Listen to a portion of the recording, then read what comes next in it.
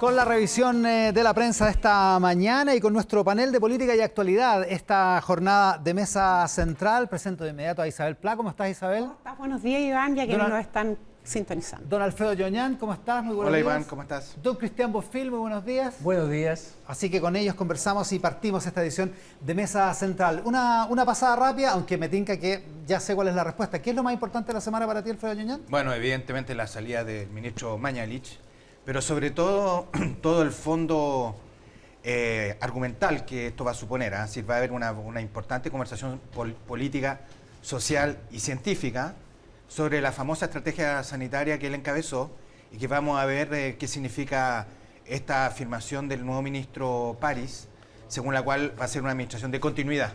A mí me parece que eso va a marcar fuertemente lo que viene en los próximos días. Vamos a hablar de eso. Isabel Pla, ¿para ti? Sí, para mí los dos temas más relevantes de la semana, por supuesto, el cambio en el Ministerio de Salud y las señales que da el presidente Sebastián Piñera con ese cambio, la impronta que deja el ministro Jaime Mañalich en el manejo de la pandemia y también en su carácter, en su coraje como un servidor público, y creo que una buena noticia que es el acuerdo que alcanzaron anoche, ¿verdad?, el gobierno con las fuerzas más grandes y más relevantes de la oposición. Vamos a estar con con los presidentes de partidos de la oposición y con el ministro Ignacio Briones en esta edición de Mesa Central. Cristian, para ti lo más importante. Bueno, yo creo que lo más importante pasó ayer entre las 12 del día y las 12 de la noche. Me refiero a la salida del ministro Mañalich y a la firma del diálogo, del plan de emergencia entre el gobierno y la oposición. Yo creo que ambos abren oportunidades de iniciar una nueva etapa si la coyuntura política lo deja. Creo que la salida del ministro Mañalich también merece un análisis más equilibrado del que ha sido ponerlo en el panteón de los héroes nacionales o de los villanos nacionales.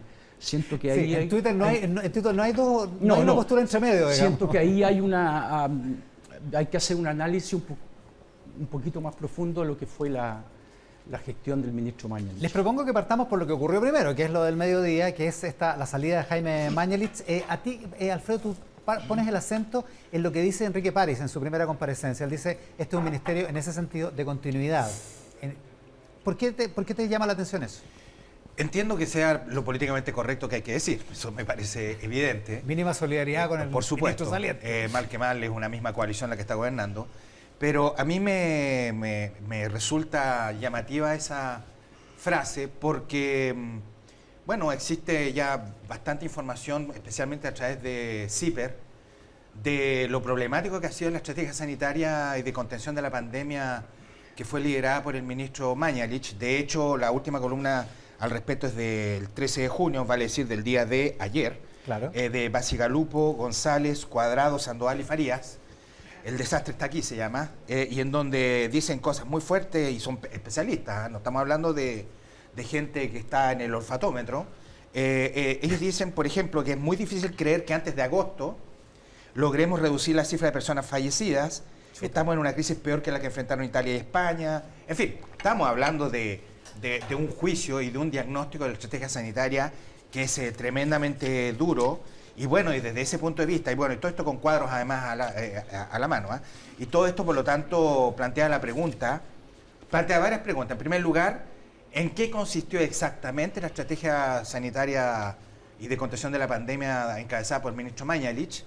En segundo lugar, aquí hubo un verdadero colapso comunicacional, creo yo, que se inició cuando el ministro Mañalich dijo hace alrededor de un mes, 3 semanas, un mes, si no me equivoco, que todo lo que él imaginaba de modo optimista en el mes de enero, a partir de los estudios que él tuvo a la vista, se derrumbó como un castillo de naipes. Me parece que ese juicio y esa manera de comunicar fue fatal.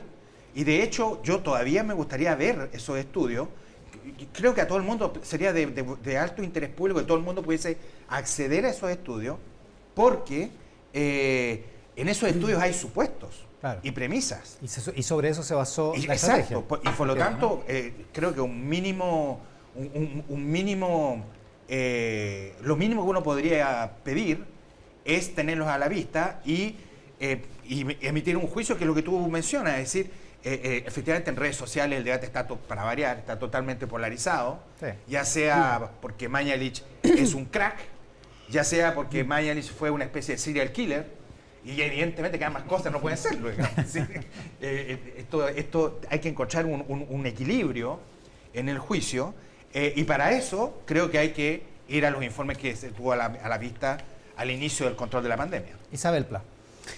Bueno, yo primero creo que es bien importante tener presente que fue el ex ministro Mañalich hoy día el que llega a la convicción que su salida va a contribuir a descomprimir una situación de enorme tensión que hacía muy difícil el manejo de la pandemia. Y ¿Crees que él da el paso? Creo que sí. ¿Sí? Sí.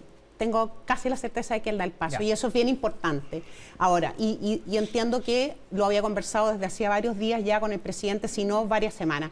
Pero creo que es bien importante tener presente, primero, que Jaime Mañalich enfrentó a una oposición muy dura y muy inflexible desde el primer momento, desde que llega al Ministerio de Salud, especialmente, ¿verdad?, después de octubre y muy especialmente en los últimos meses.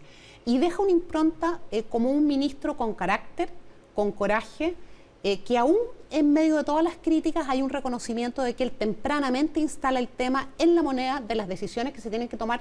Tomó decisiones muy difíciles que en otro momento habrían sido muy discutidas, como por ejemplo la temprana integración del sistema público y privado, ¿verdad? Ir con todo a la compra de respiradores, trazar una estrategia que está basada en el testeo, en la trazabilidad y en las cuarentenas segmentadas, y creo que eso es bien importante. Yo enfrentó muchos ataques y mucha violencia, y eso por supuesto que tiene un desgaste personal, y él llega a la convicción que su salida y el cambio, como él mismo dice en el punto de prensa, por un perfil diferente, va a contribuir. Y en segundo lugar, yo creo que es bien importante también, y eso también contribuye a lo que dice Alfredo, a equilibrar los análisis y las posiciones, porque yo ayer en un sector importante de la centro derecha también percibía mucha crítica incluso al presidente por esta decisión. La derecha más dura está indignada con Yo creo que es bien importante mirar las cosas con serenidad, con tranquilidad y de acuerdo a los hechos y no al olfatímetro, a las percepciones. Pero el presidente da, creo yo, desde mi punto de vista, dos señales cuando nombra al doctor Enrique París como el ministro sucesor de Mañalich.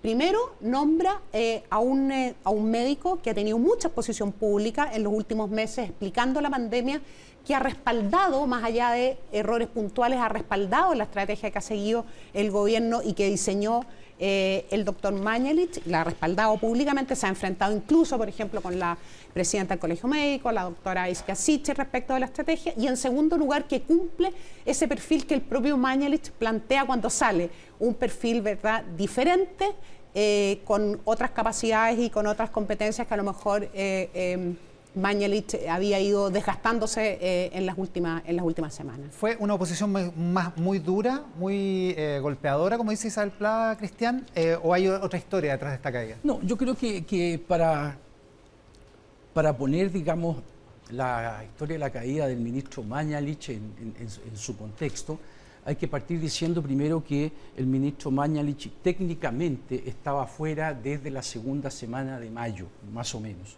Hay dos etapas en lo que fue la gestión de Mañalich. La primera, que todo el mundo se la reconoce, que parte el 2 de enero, no hay que olvidarse que el 30 de diciembre China abrió el naipe respecto a la pandemia, y él llega del año nuevo, reúne a su gente, arma un plan el 10 de enero, se lo presenta al presidente y lo empiezan a implementar. Ese plan tenía virtudes que se conservan.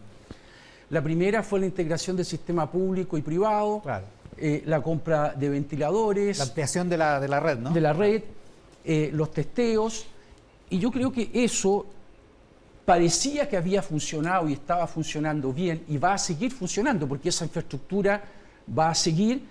Y el 13 de mayo, cuando la región metropolitana entra en cuarentena y se disparan los números, el gobierno pensó que la tenía controlada, como otros gobiernos, cayó en el exitismo siempre lleva a medidas complicadas, apostó por el retorno seguro, por una serie de otras cosas.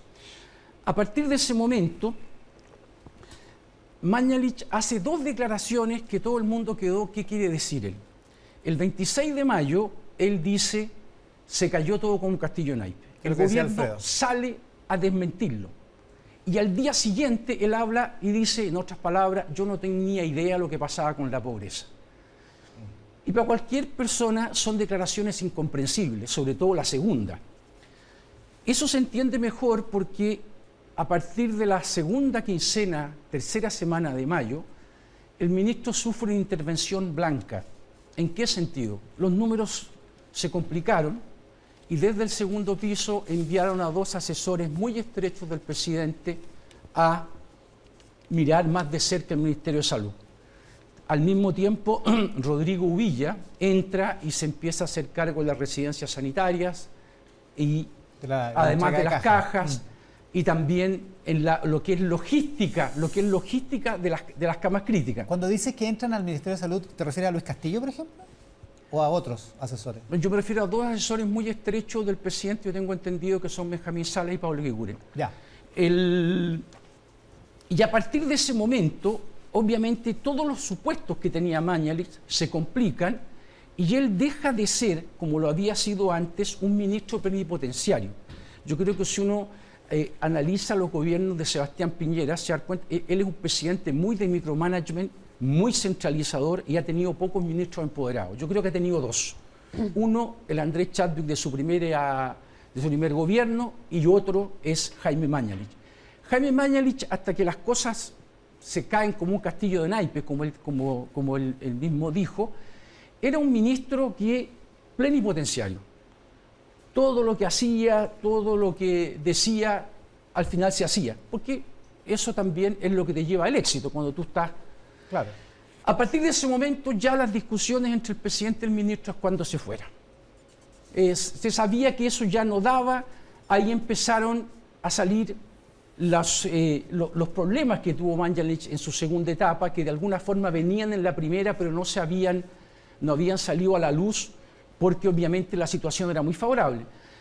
Un tema era básicamente que él no se abría a una conversación con los demás respecto de metodología, el tema de la trazabilidad tenía problemas, el tema de usar los consultorios de atención primaria. Y por lo tanto, eso empieza a salir más a la luz. Los problemas de él, digamos, de escuchar poco, también se convierten en cosas crónicas y ahí, a partir de ese momento, era crónica una muerte anunciada. Yo tengo entendido que la renuncia de él se iba a dar la próxima semana y el artículo que salió en CIPER el viernes, que el gobierno tenía información de ese artículo antes, porque CIPER hizo lo que se hace, llamó al Ministerio de Salud obvio, y consultó, y yo creo, y tengo entendido que ahí hay redes de información importante. Además, la Andrea Vial lo dijo en Tele 13 Radio antes del artículo CIPER, el viernes en la mañana temprano. Por eso. Sea, el dato estaba. Por eso. Entonces, lo que hizo eso fue precipitar la salida del ministro. Lo que viene ahora, obviamente, que el ministro París dijo que era continuidad. ¿Qué es lo que tiene que decir cualquier persona? Y además yo creo que hay un reconocimiento a Mañalich por su alerta temprana. Cuando todos estaban de vacaciones, él estaba trabajando. Y cuando todos estaban preocupados de ir a la marcha del 8 de marzo, él dijo, ojo, cuidado, que esto puede complicar el plebiscito y está bien, es parte de las reglas del juego, lo taparon a insultos. Y yo creo que él de verdad trabajó de sol a sol. Pero sus características de gestión, su forma de hacer las cosas ya no servían en esta etapa. Porque yo digo que él como ministro estaba técnicamente muerto cuando hace esas declaraciones. Claro, cuando ya... Y yo tengo la impresión de que esas declaraciones solo se entienden porque él, que tiene una característica, es un tipo valiente, eso hay que reconocerlo, tiene carácter, todo, yo creo que él quería irse. Y que esas declaraciones son una forma de forzar su salida. Es la única explicación racional que yo tengo. Él sabe que ya no manda como mandaba antes. Sabe que está muy desgastado, que tiene que irse. Ha conversado con el presidente. Están más o menos los dos de acuerdo en que la situación política está demasiado cuesta arriba. Y por lo tanto yo creo que él entra en una especie de inmolación que yo creo que tiene dos características que son importantes. Una, yo creo que él trata de apresurar su salida. Y la segunda, que yo creo que habla bien de él, ya que esto se cayó, él trata de concentrar todas las balas en él. de forma de obviamente preservar al presidente, preservar al gobierno y por lo tanto que su salida sea una nueva partida. Y le da una oportunidad a Enrique París en ese sentido, Alfredo, de partir de cero, en un cierto sentido, ¿no? Claro, yo ahí tengo varias preguntas. Es decir, A ver. aquí hay varias cosas que no sabemos. La primera es cuáles van a ser, porque puedo entender la lógica de la continuidad en términos políticos, Sí. pero en términos sanitarios es como bien evidente que tiene que haber algún tipo de cambio y se tiene que notar. Pero él lo dijo, Alfredo, él dijo ayer una cosa, dijo continuidad, pero lo más importante que dijo, va a ser un ministerio dialogante, De diálogo, eso para sí, todo, por supuesto. y vamos a ser transparentes, lo que Y significa, convocó a todo el mundo, ¿eh? claro, terminar la polémica por los números, hacer una metodología aceptada por todos los sectores de la sociedad, y la otra, digamos, es escuchar las críticas. Yo Sí, creo pero que hay un punto, él lo hay, dijo. hay un desde punto ese- importante Isabel. que dada la complejidad de esta pandemia y el desconocimiento de esta pandemia, la estrategia no es rígida. Hay un eje central. La estrategia sanitaria general. La estrategia para Ahora, enfrentar hay que no es reconocer- rígida y tiene cambios progresivos de acuerdo a la experiencia de nuestros países, de acuerdo a la experiencia en nuestro país también. O sea, esta no es la estrategia para enfrentar otra patología respecto de la cual hay mucha Sin duda. información. No, sin duda, pero hay que reconocer que el gobierno, o sea, el Ministerio de Salud se pasó la semana completa peleando con las cifras de fallecidos, una cuestión absolutamente increíble. Increíble. Pero bueno, Es decir, Alfredo está con la palabra. no, es decir, es que yo insisto, es decir, yo creo que hay una dimensión comunicacional tan importante en el colapso y en la caída de Mañalich, que me imagino que la principal inflexión que podría entregar el nuevo ministro París reside precisamente allí. Y si yo fuese él, lo primero que haría son dos cosas, en primer lugar. Lo primero que haría es hacer de verdad una alianza estratégica con el Colegio Médico y parar la polémica, esa fuente de polémica que fue muy desgastadora. Y aquí la ventaja que me imagino tiene y sabrá aprovechar el ministro París es que fue presidente del Colegio Médico. Por lo tanto, conoce el gremio. Lo conoce bien, claro. Y lo conoce bien y debería sacarle provecho a eso porque este ministro va a ser muy importante por otra cosa además. Primero, por la pandemia, evidentemente. De hecho, si uno pudiese darle un consejo, el Ministerio de Ciencias, a través de la nueva agencia de investigación, la ANID, generó un concurso de proyectos, un fondo COVID. Hay más de 1000 proyectos en concurso.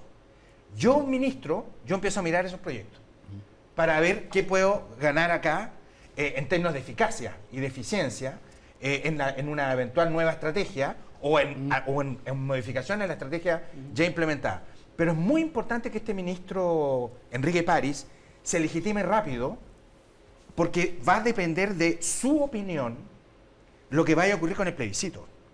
Si se hace o no se hace. Porque el plebiscito va a quedar fuertemente condicionado. Si se hace o no se hace el 25 de octubre. El 25 de octubre, por Sí. supuesto. No, No aquí estás sugiriendo otra cosa, no, tú, por supuesto Alfredo. que no. Por favor. Aun cuando Pablo Longueira sugirió saltarse el plebiscito e ir derechamente a la elección de convencionales. Claro, pero que creo tú estuvieras de acuerdo con Pablo Longueira sería no, mucho. no. Yo Discúlpame. creo que Ahí yo me voy. Evidente. Yo creo que hay que jugar el plebiscito. Los acuerdos son los acuerdos.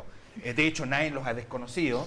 Pero objetivamente habrá que tomar una decisión en materia plebiscito.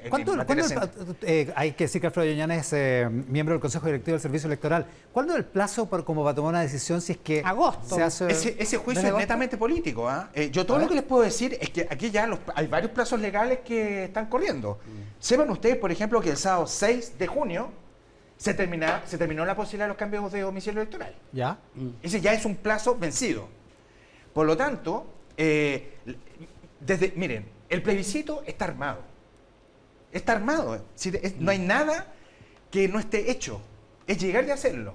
Lo que sucede es que aquí hay una decisión política con componentes sanitarios que en algún momento dado habrá que tomar, ya sea para sostener la fecha acordada, el 25 de octubre, ya sea para modificarla.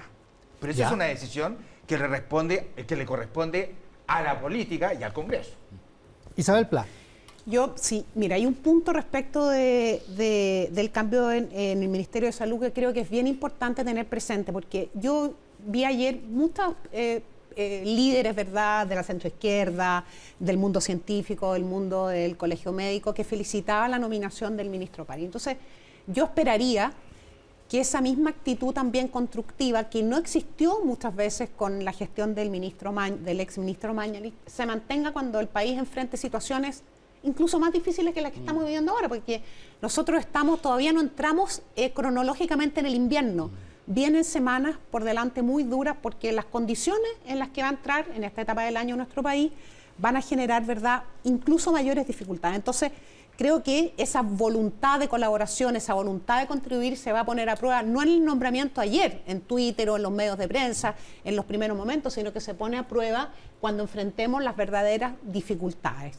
Y creo también que es importante señalar que muchas veces un sector de la oposición, no toda la oposición, pero un sector con mucha fuerza en las redes sociales y en otros espacios de difusión pública, confunde lo que significa ser una oposición que tiene que fiscalizar fuertemente, escrutar fuertemente un gobierno, verificar si se está cumpliendo con los compromisos, cómo se están gastando los recursos, que es el rol de la oposición, e incluso la crítica legítima, por muy dura que sea, respecto de aquellas decisiones que no se comparten y tratar de impulsar su propia agenda. Ese es el rol de la oposición en la democracia, con mayor o con menor dureza, pero no puede arrogarse nunca el derecho a ser quien nomina a las personas que están cumpliendo con funciones públicas, el que pretende ejercer un cierto veto, incluso tácito, sobre las personas que están ejerciendo una función nominadas por el presidente de la República, porque eso daña no a un gobierno, sino que daña, en el fondo, la percepción de democracia que tenemos en nuestro país. Y yo creo que en los últimos 2 años, en reiteradas oportunidades, el país ha visto situaciones de esa naturaleza, que creo que es importante también llamar a la reflexión a todos los sectores políticos, pero especialmente a quienes pretenden cruzar esa frontera democrática frecuentemente. Oye, no lo está haciendo la oposición en este caso, pero el ministro París ya tiene una controversia y acaba de emitir una declaración pública. Alfonso Concha me la acaba de mandar por acusaciones que lo vinculan a actos sexuales con una persona menor de edad hace muchos años. Y él dice que son graves acusaciones hechas en redes sociales la madrugada de este domingo 14. Las desmiente absolutamente. La pieza audiovisual se me asocia a conductas y situaciones absolutamente falsas que han dañado mi honra y la de mi familia, dice el doctor París, en un acto cobarde de desprestigio y persecución contra mi persona, y de forma categórica anuncio la presentación de una querella por injurias y calumnias contra quienes resultan responsables por la producción, reproducción y difusión de estas falsas acusaciones. Firma el doctor Enrique París Mancilla, ministro de Salud del Gobierno de Chile. Ya tiene una controversia ya de tipo legal, incluso en este asunto. Cristian. Sí, bueno, más allá muy de delicado eso. ¿Ah? Muy delicado, no, muy grave. No, primera noticia que tengo, no sé, no conozco, no voy a opinar. No, esto está pasando en este minuto, sí. O sea, no...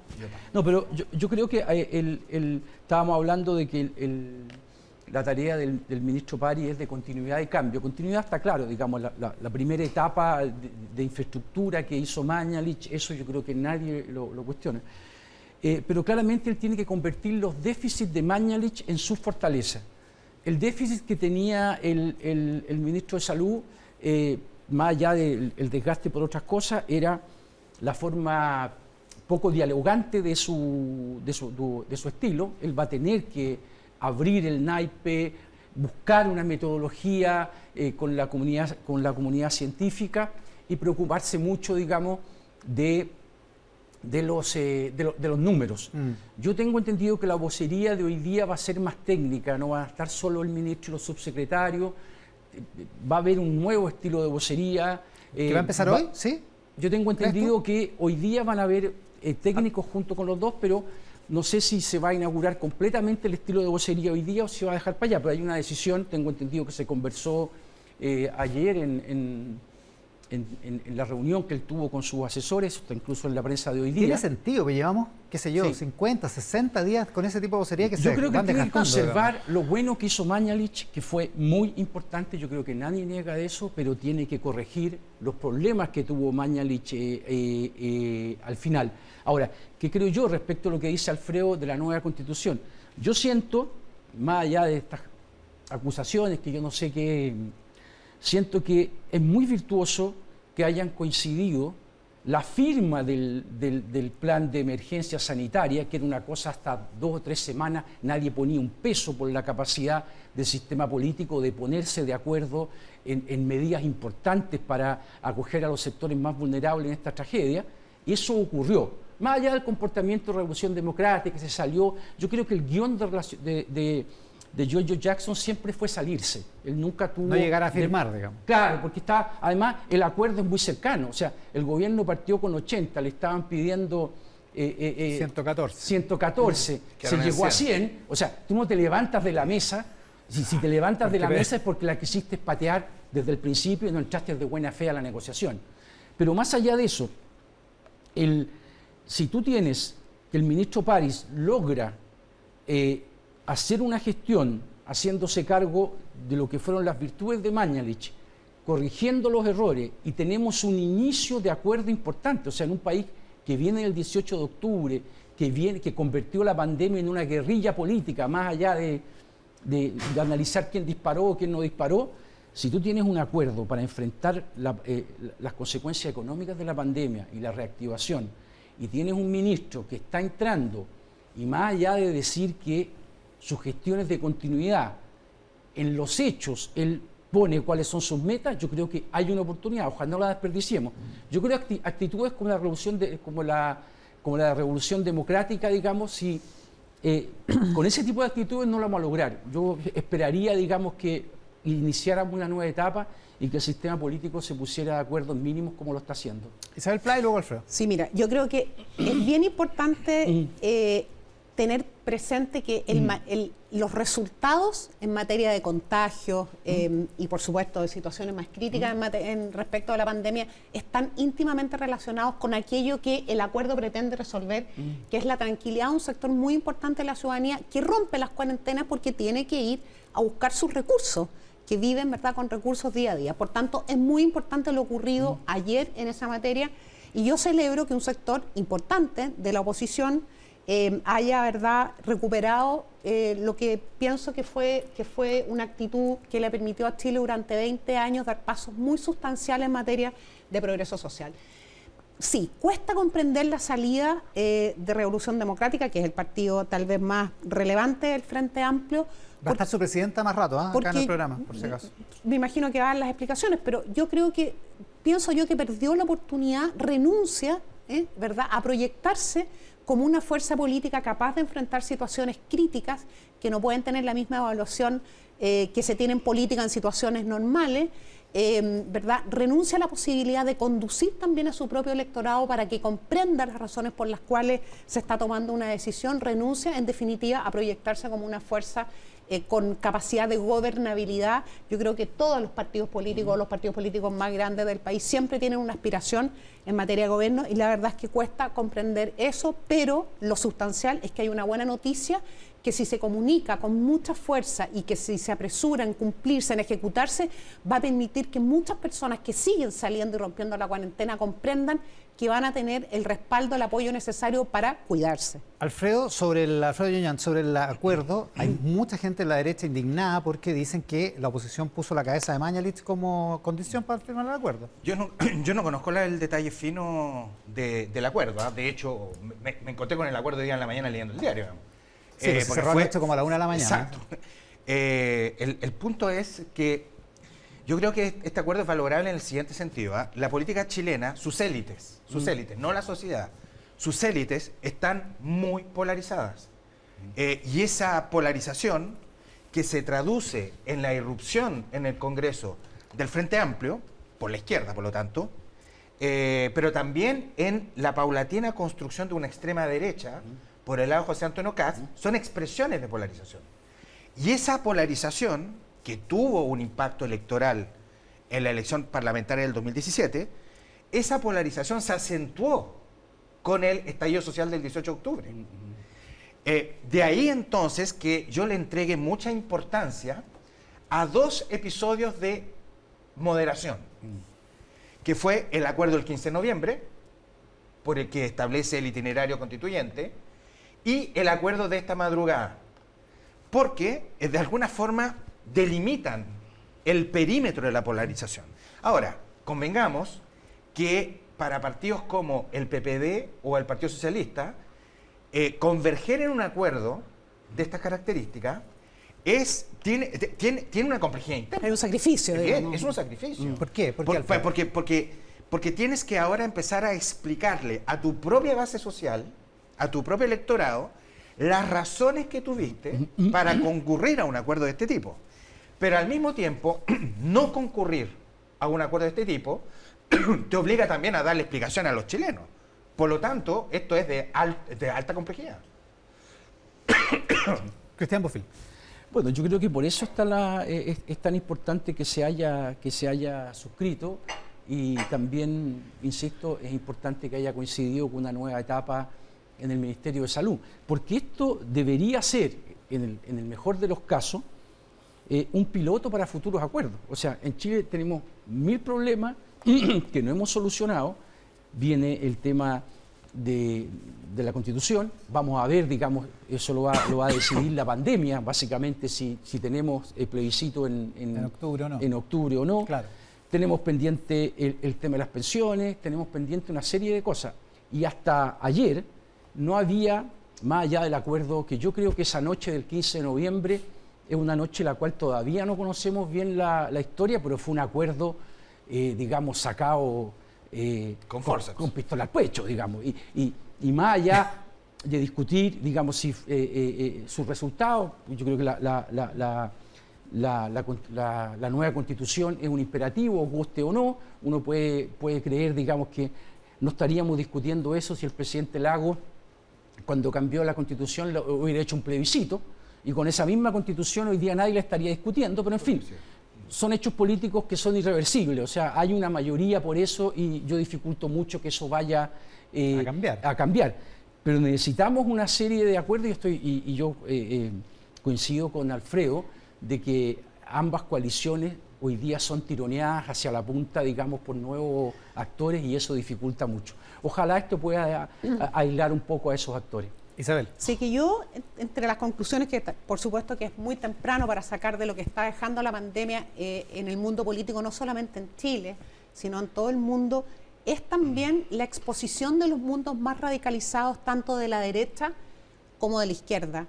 Lo veo en la conducción de la pandemia de un presidente como Bolsonaro en Brasil, de un presidente como Trump en Estados Unidos, de un gobierno del PSOE en España, pero fuertemente marcado por la presencia de Juntas Podemos, para nombrar también un ejemplo de la centroizquierda. Y creo que uno de los, probablemente, no sabemos, pero uno de los sellos que puede dejar como legado de la pandemia en el país es tal vez un mundo que vuelve un mundo ¿verdad? Libre, que vuelve a valorar la moderación, como dice Alfredo, la capacidad de alcanzar acuerdos y de explicarlos, porque esa es la segunda, esa es la bajada, y esa bajada le corresponde a los partidos políticos, y ahí se prueba la madurez de los partidos políticos y su capacidad también de representar por una parte y de conducir por la otra. ¿Y la derecha aquí tiene que explicarle algo a su electorado? Así como decía Alfredo, que por ejemplo el PS tiene que hacer. Yo vi, los partidos de Chile Vamos, yo creo que no, pero sí tal vez una derecha que está fuera de Chile Vamos, que tiene relación, por supuesto, pero que está fuera. Yo me leí hace pocos días a José Antonio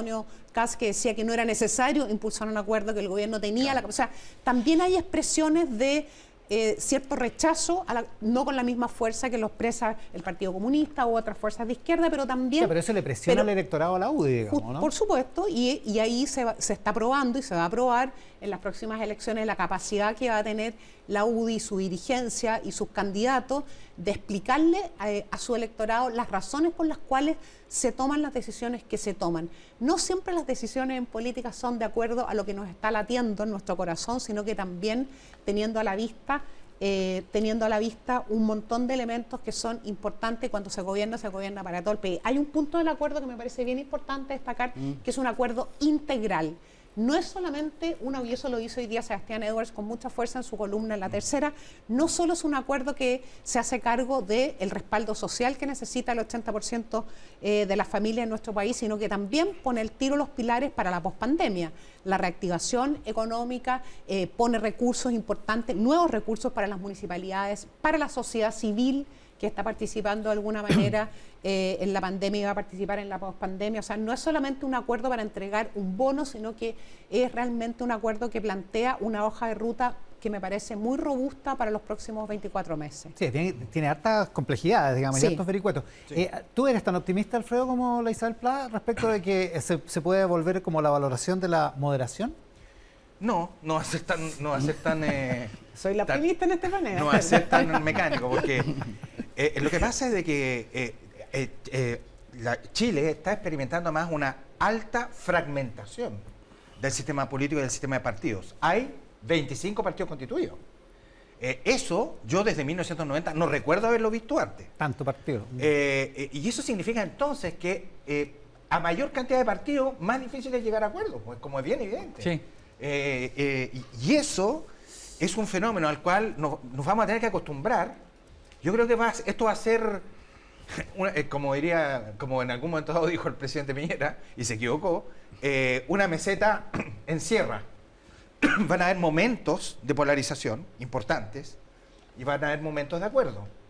La política de alguna forma es eso, ¿ah? Sobre todo una política en tiempos como el que estamos viendo hoy.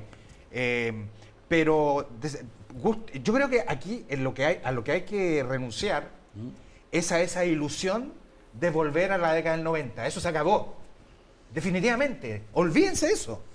Salgan de ahí, porque ese mundo es el mundo de ayer, como diría Stefan Zweig. Nos derribas el castillo de naipes, digamos. No insistan en esa idealización de los 90, porque el mundo del 2020 es un mundo mucho más difícil, mucho más complejo. De hecho, es un mundo, en el contexto del proceso constituyente, en donde vamos a discutir entre todos, por ejemplo, la fisonomía del modelo. De hecho, yo les quiero recordar que Joaquín Lavín anunció hace 1 o 2 semanas atrás que el próximo gobierno va a ser un gobierno de transición hacia otro modelo. Por lo tanto, eso te marca la conversación, inevitablemente.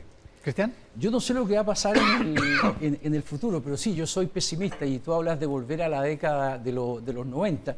Yo creo que hay ciertos ciclos que son negativos y yo creo que esta década se parece bastante a lo que fue la década de los 30 y los 60, que fueron las décadas del siglo XX, digamos, de mayores conflictos. Y ya sabemos cómo terminaron esas 2 décadas. Crisis económica, conflictos, polarización política, en fin, yo creo que los elementos están, uno de ellos es el que mencionaba Alfredo, digamos que se descuelgan por la punta partidos de cada sector.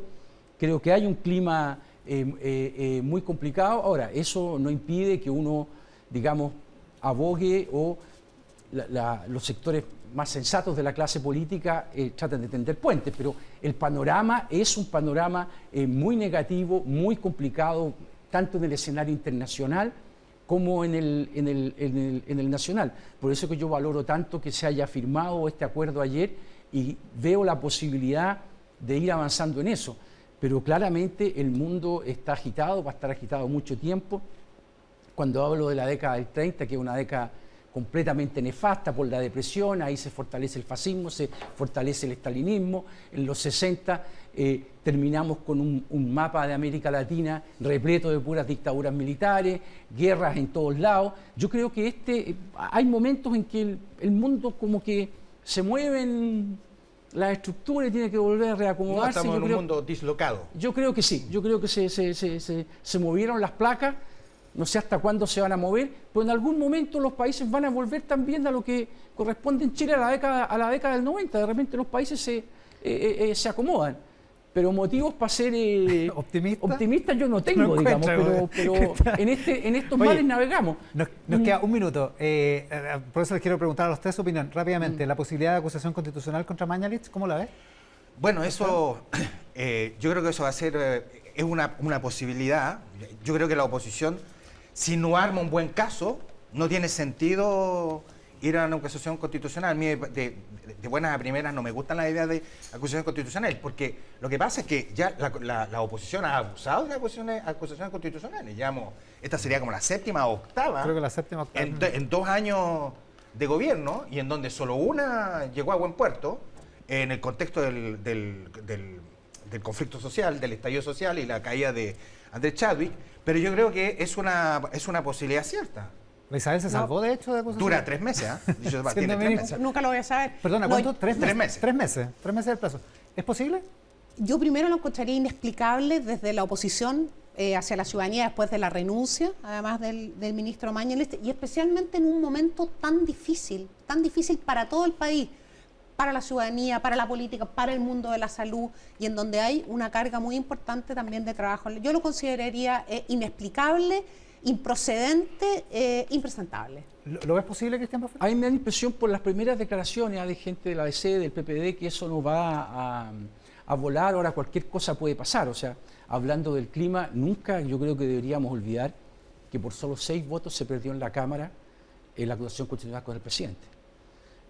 O sea, el clima es ese. Ahora, no solo se ha abusado de las acusaciones constitucionales, sino también se ha abusado, y eso por los dos sectores, de las comisiones investigadoras. Sí. Ya hay una comisión investigadora sobre el ministro Mañalich. Yo creo que, bien, esa sería la instancia si quieren buscar algo. Ahora, no le veo yo sentido hacerlo, y mucho menos en el medio de la pandemia. Cristian Bofill, Isabel Playa, Alfredo Ñant, en nuestro panel de política y actualidad de esta mañana en Mesa Central. Que tengan un estupendo domingo y muchas gracias por estar acá. Gracias a ustedes. Gracias a ti. Buenos días. Gracias, Nosotros vamos buenos a la Plaza Baquedano. Hay fiscalización. Esto ha sido otra de las características de esta semana. La intensa fiscalización a los permisos temporales para salir en medio de la cuarentena. Está bien movida la fiscalización, pero ya vamos a volver a la Plaza Baquedano con Sebastián Ávila, que está ahí en Plaza... Entiendo que en Plaza Baquedano...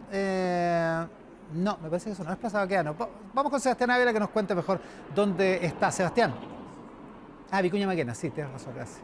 Sí, Iván, ¿cómo estás? Buenos días. Claro, cerca de Plaza Baquedano, estamos acá ubicados en la intersección de Vicuña Maquena con Arturo Burlé, donde en este momento, claro, nosotros estábamos viendo precisamente las fiscalizaciones en Plaza Italia, pero nos tuvimos que mover rápidamente a este sector porque precisamente acá es donde había una persona que está completamente aislada. Esta persona está con el COVID-19 positivo. Se trataría de la 5ª vez que esta persona es sorprendida estando con COVID positivo, transitando por las calles de Santiago. Vemos como esta persona está completamente aislada al otro costado del lugar donde fue detenida esta persona por el personal de Carabineros. También estamos viendo a un costado donde vemos cómo llega la ambulancia, que claramente se va a encargar de esta persona que, como lo comentábamos, se encuentra completamente aislada. Para que nos cuente un poco más de esta situación, estamos acá con la mayor María Álvarez de la Prefectura Oriente, que nos va a contar un poco acerca de esta situación con esta persona que fue sorprendida acá transitando con el COVID-19 positivo. Vamos a ver si podemos ir caminando mientras mayor usted nos puede ir explicando cuál es la situación de esta persona en particular. Muy buenos días. Hola, buenos días. Sí, efectivamente, a raíz de una de las fiscalizaciones que realiza Carabineros, se sorprendió a una persona, la cual transitaba en un bus de locomoción colectiva, que al ser bajada del vehículo y ser ingresada sus datos al equipo tecnológico SINCAR, resulta ser positivo. Por lo cual de inmediato se activó el protocolo, se aisló a la persona y se le comunicó en forma inmediata al fiscal.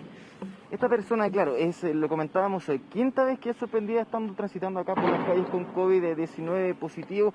Una vez más acá que esta persona, claro, tiene que ser aislada claramente para poder luego ser llevada por esta ambulancia, ¿entendemos?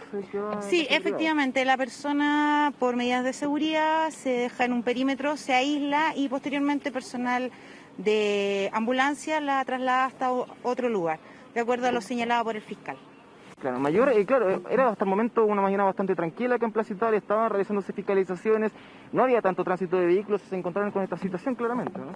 Sí, efectivamente, bueno, lo positivo de esto es que la persona, digámoslo así, venía en el bus sola, ¿ya? Por lo cual, en ese momento, no puso en riesgo a otras personas que podían haber estado en el autobús. Por lo cual, llamamos, por favor, a que sean conscientes. Hacemos un nuevo llamado durante la mañana, a que por favor se queden en sus domicilios si están enfermos o una asistencia, llamen a una ambulancia para trasladarse o necesitan algo más, pero por favor que no se expongan, que no expongan al resto.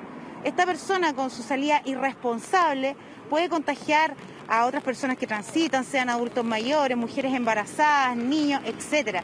Y es una actitud bastante irresponsable de esta persona también. Mayor, claro, irresponsable teniendo en cuenta que esta persona claramente debería estar en cuarentena. No sé si tienen la situación de esta persona, si efectivamente estaba realizando la cuarentena, si estaba en alguna residencia sanitaria. ¿Cuál es la situación de esta persona en particular? Si nos pudiera aclarar. Bueno, eso está en este momento lo están clarificando. Lo que podemos señalar es que la persona venía en un bus de locomoción colectiva desde el sector sur, específicamente desde Santiago Centro, y se traslada hasta el sector norte y de acuerdo a lo que él señaló iba a ver a un pariente. Perfecto, mayor. Eso es entonces la situación que está ocurriendo acá, Iván, a la altura de Vicuña Maquena con Arturo Burlé, esta persona que, como lo comentábamos, por quinta vez aquí detenida por carabineros, en particular personal de la 19 Comisaría de Providencia, como comentábamos. Ya llegó la ambulancia acá, se va a hacer cargo de esta persona. Nosotros nos vamos a quedar acá atentos a lo que suceda, en particular con esta lamentable situación por parte de esta persona responsable, mientras también vamos a quedar atentos a lo que sucede con la fiscalización acá en las cercanías de Plaza Italia con el pasar del día, Iván. Reincidencia, en este caso es poco decir, Sebastián Ávila, ahí en las cercanías de la Plaza Baquedano, en la intensa fiscalización que está haciendo la autoridad desde esta semana de los permisos temporales durante la cuarentena aquí en la capital. Gracias, Sebastián, volvemos contigo en cualquier momento con cualquier novedad. Buenos días. Nosotros nos vamos a una pausa y los invito a ver este segmento de la programación en Instagram TV de Tele 13 Radio, que está transmitiendo esta edición de Mesa Central. También los dejo con un pedacito de La Mesa 13, el programa que hacemos en Instagram TV todos los lunes en la noche, donde entrevistamos en el último capítulo a Gonzalo Mardones, el destacado arquitecto, y hablamos sobre el concepto de ciudad justa para construir algo después de la epidemia. Los dejo con esto, vamos a la pausa. ¿Cómo se hace, en tu opinión, para construir una ciudad justa después de estas dos crisis, la crisis de salud y la crisis económica que viene, o que está? Mira, yo creo que en el caso nuestro es más fácil, porque como hemos hecho las cosas muy mal, yo creo que en forma económica y rápida debiéramos tomar algunas medidas. Sin embargo, sin voluntad política es muy difícil. Por ejemplo, yo digo, ¿por qué no, perdón, Iván, ¿por qué no peatonalizar hoy, ahora, todos los centros comunales de todas las ciudades del mundo? Eso tiene puro gana-gana y es muy económico de hacerlo. Eliminas una parte importante de la emisión, ¿cierto? Haces una vida urbana mucho más plena cuando tú dices, mira, tienes la oportunidad de viajar, quiero ir a mi ciudad soñada, siempre vas a ir a una ciudad peatonalizada, no vamos a inventar nada nuevo. Hicimos muy bien las cosas para el auto, pero muy exageradas. Privilegiamos el auto y eliminamos el peatón. Seguro por kilómetro de Seguros Sura está presentando Mesa Central. De vuelta en Mesa Central domingo por la pantalla del 13, transmisión simultánea con Tele 13 Radio. Vamos al Palacio de la Moneda. Se esperaba para el mediodía, por algunos minutos más, la comparecencia de la Autoridad de Salud con el informe diario. Diego Quesada nos cuenta si hay novedades en esto o no. Diego, adelante. Hola, buenos días, Iván. Estreno, debut de Enrique París en la cartera del Ministerio de Salud. Llegó poco antes de las 10 de la mañana hasta acá al Palacio de la Moneda a participar de una reunión interministerial. Todo esto en su primer día como nuevo ministro de Salud. Se esperan para los próximos minutos, claro, el mediodía era una de las horas probables para este balance diario que entrega tradicionalmente las autoridades sanitarias acá en el Palacio de la Moneda. Definiciones que se esperan respecto, por ejemplo, a algunos temas, cuarentenas totales, también la metodología que se aplica con los datos, con las cifras que ha dejado esta pandemia en nuestro país, que ya supera en Chile los 167.000 casos y oficialmente las 3.000 muertes. Es por eso que estamos muy atentos a lo que pueda hacer la vocería de Enrique París como el nuevo ministro de Salud. En un día acá en el Palacio de la Moneda con bastante actividad, todo esto debido a lo ocurrido hasta altas horas de la noche, esta negociación y posteriormente firma de acuerdo entre el gobierno y tres partidos de la oposición. Hablamos de la Democracia Cristiana, el PPD y también el Partido Socialista por este plan de emergencia para hacer frente a los efectos económicos para las familias y también para las empresas que ha tenido el COVID-19, llamando por supuesto la atención, y uno de los puntos de mayor negociación fue el aumento de el monto y la cobertura del ingreso familiar de emergencia, que quedan 100.000 pesos por persona para una familia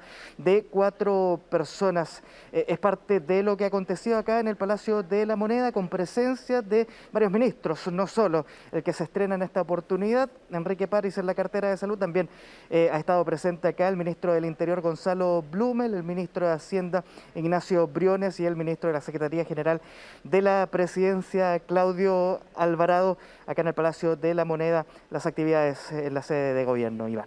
Diego Quesada en el Palacio de la Moneda. Entonces quedamos a la espera de este informe con el debut, como decía Diego, del nuevo ministro Enrique París de Salud. Muchas gracias, Diego. Quedamos atentos a cualquier cosa desde allá. Hasta luego. Vamos con unos habitantes del Palacio de la Moneda. Habíamos anunciado que íbamos a estar con el ministro de Desarrollo Social, Cristian Monkeberg, que está en su confinamiento después de dar positivo al COVID-19. ¿Cómo está, ministro? Muy buenos días. Muchas gracias por la gentileza de atendernos, ¿eh? No, buenos días, encantado. Afortunadamente, Iván, bien de síntomas. No he tenido síntomas relevantes, así que cuidándose, encerrado en la pieza. Usted sabe cómo es esto. Me dejan un plato de comida en la puerta, uno la abre y luego lo devuelve. Claro, tiene la rudeza del confinamiento estricto, más estricto de todos, pero afortunadamente entiendo, entonces se siente relativamente bien, digamos.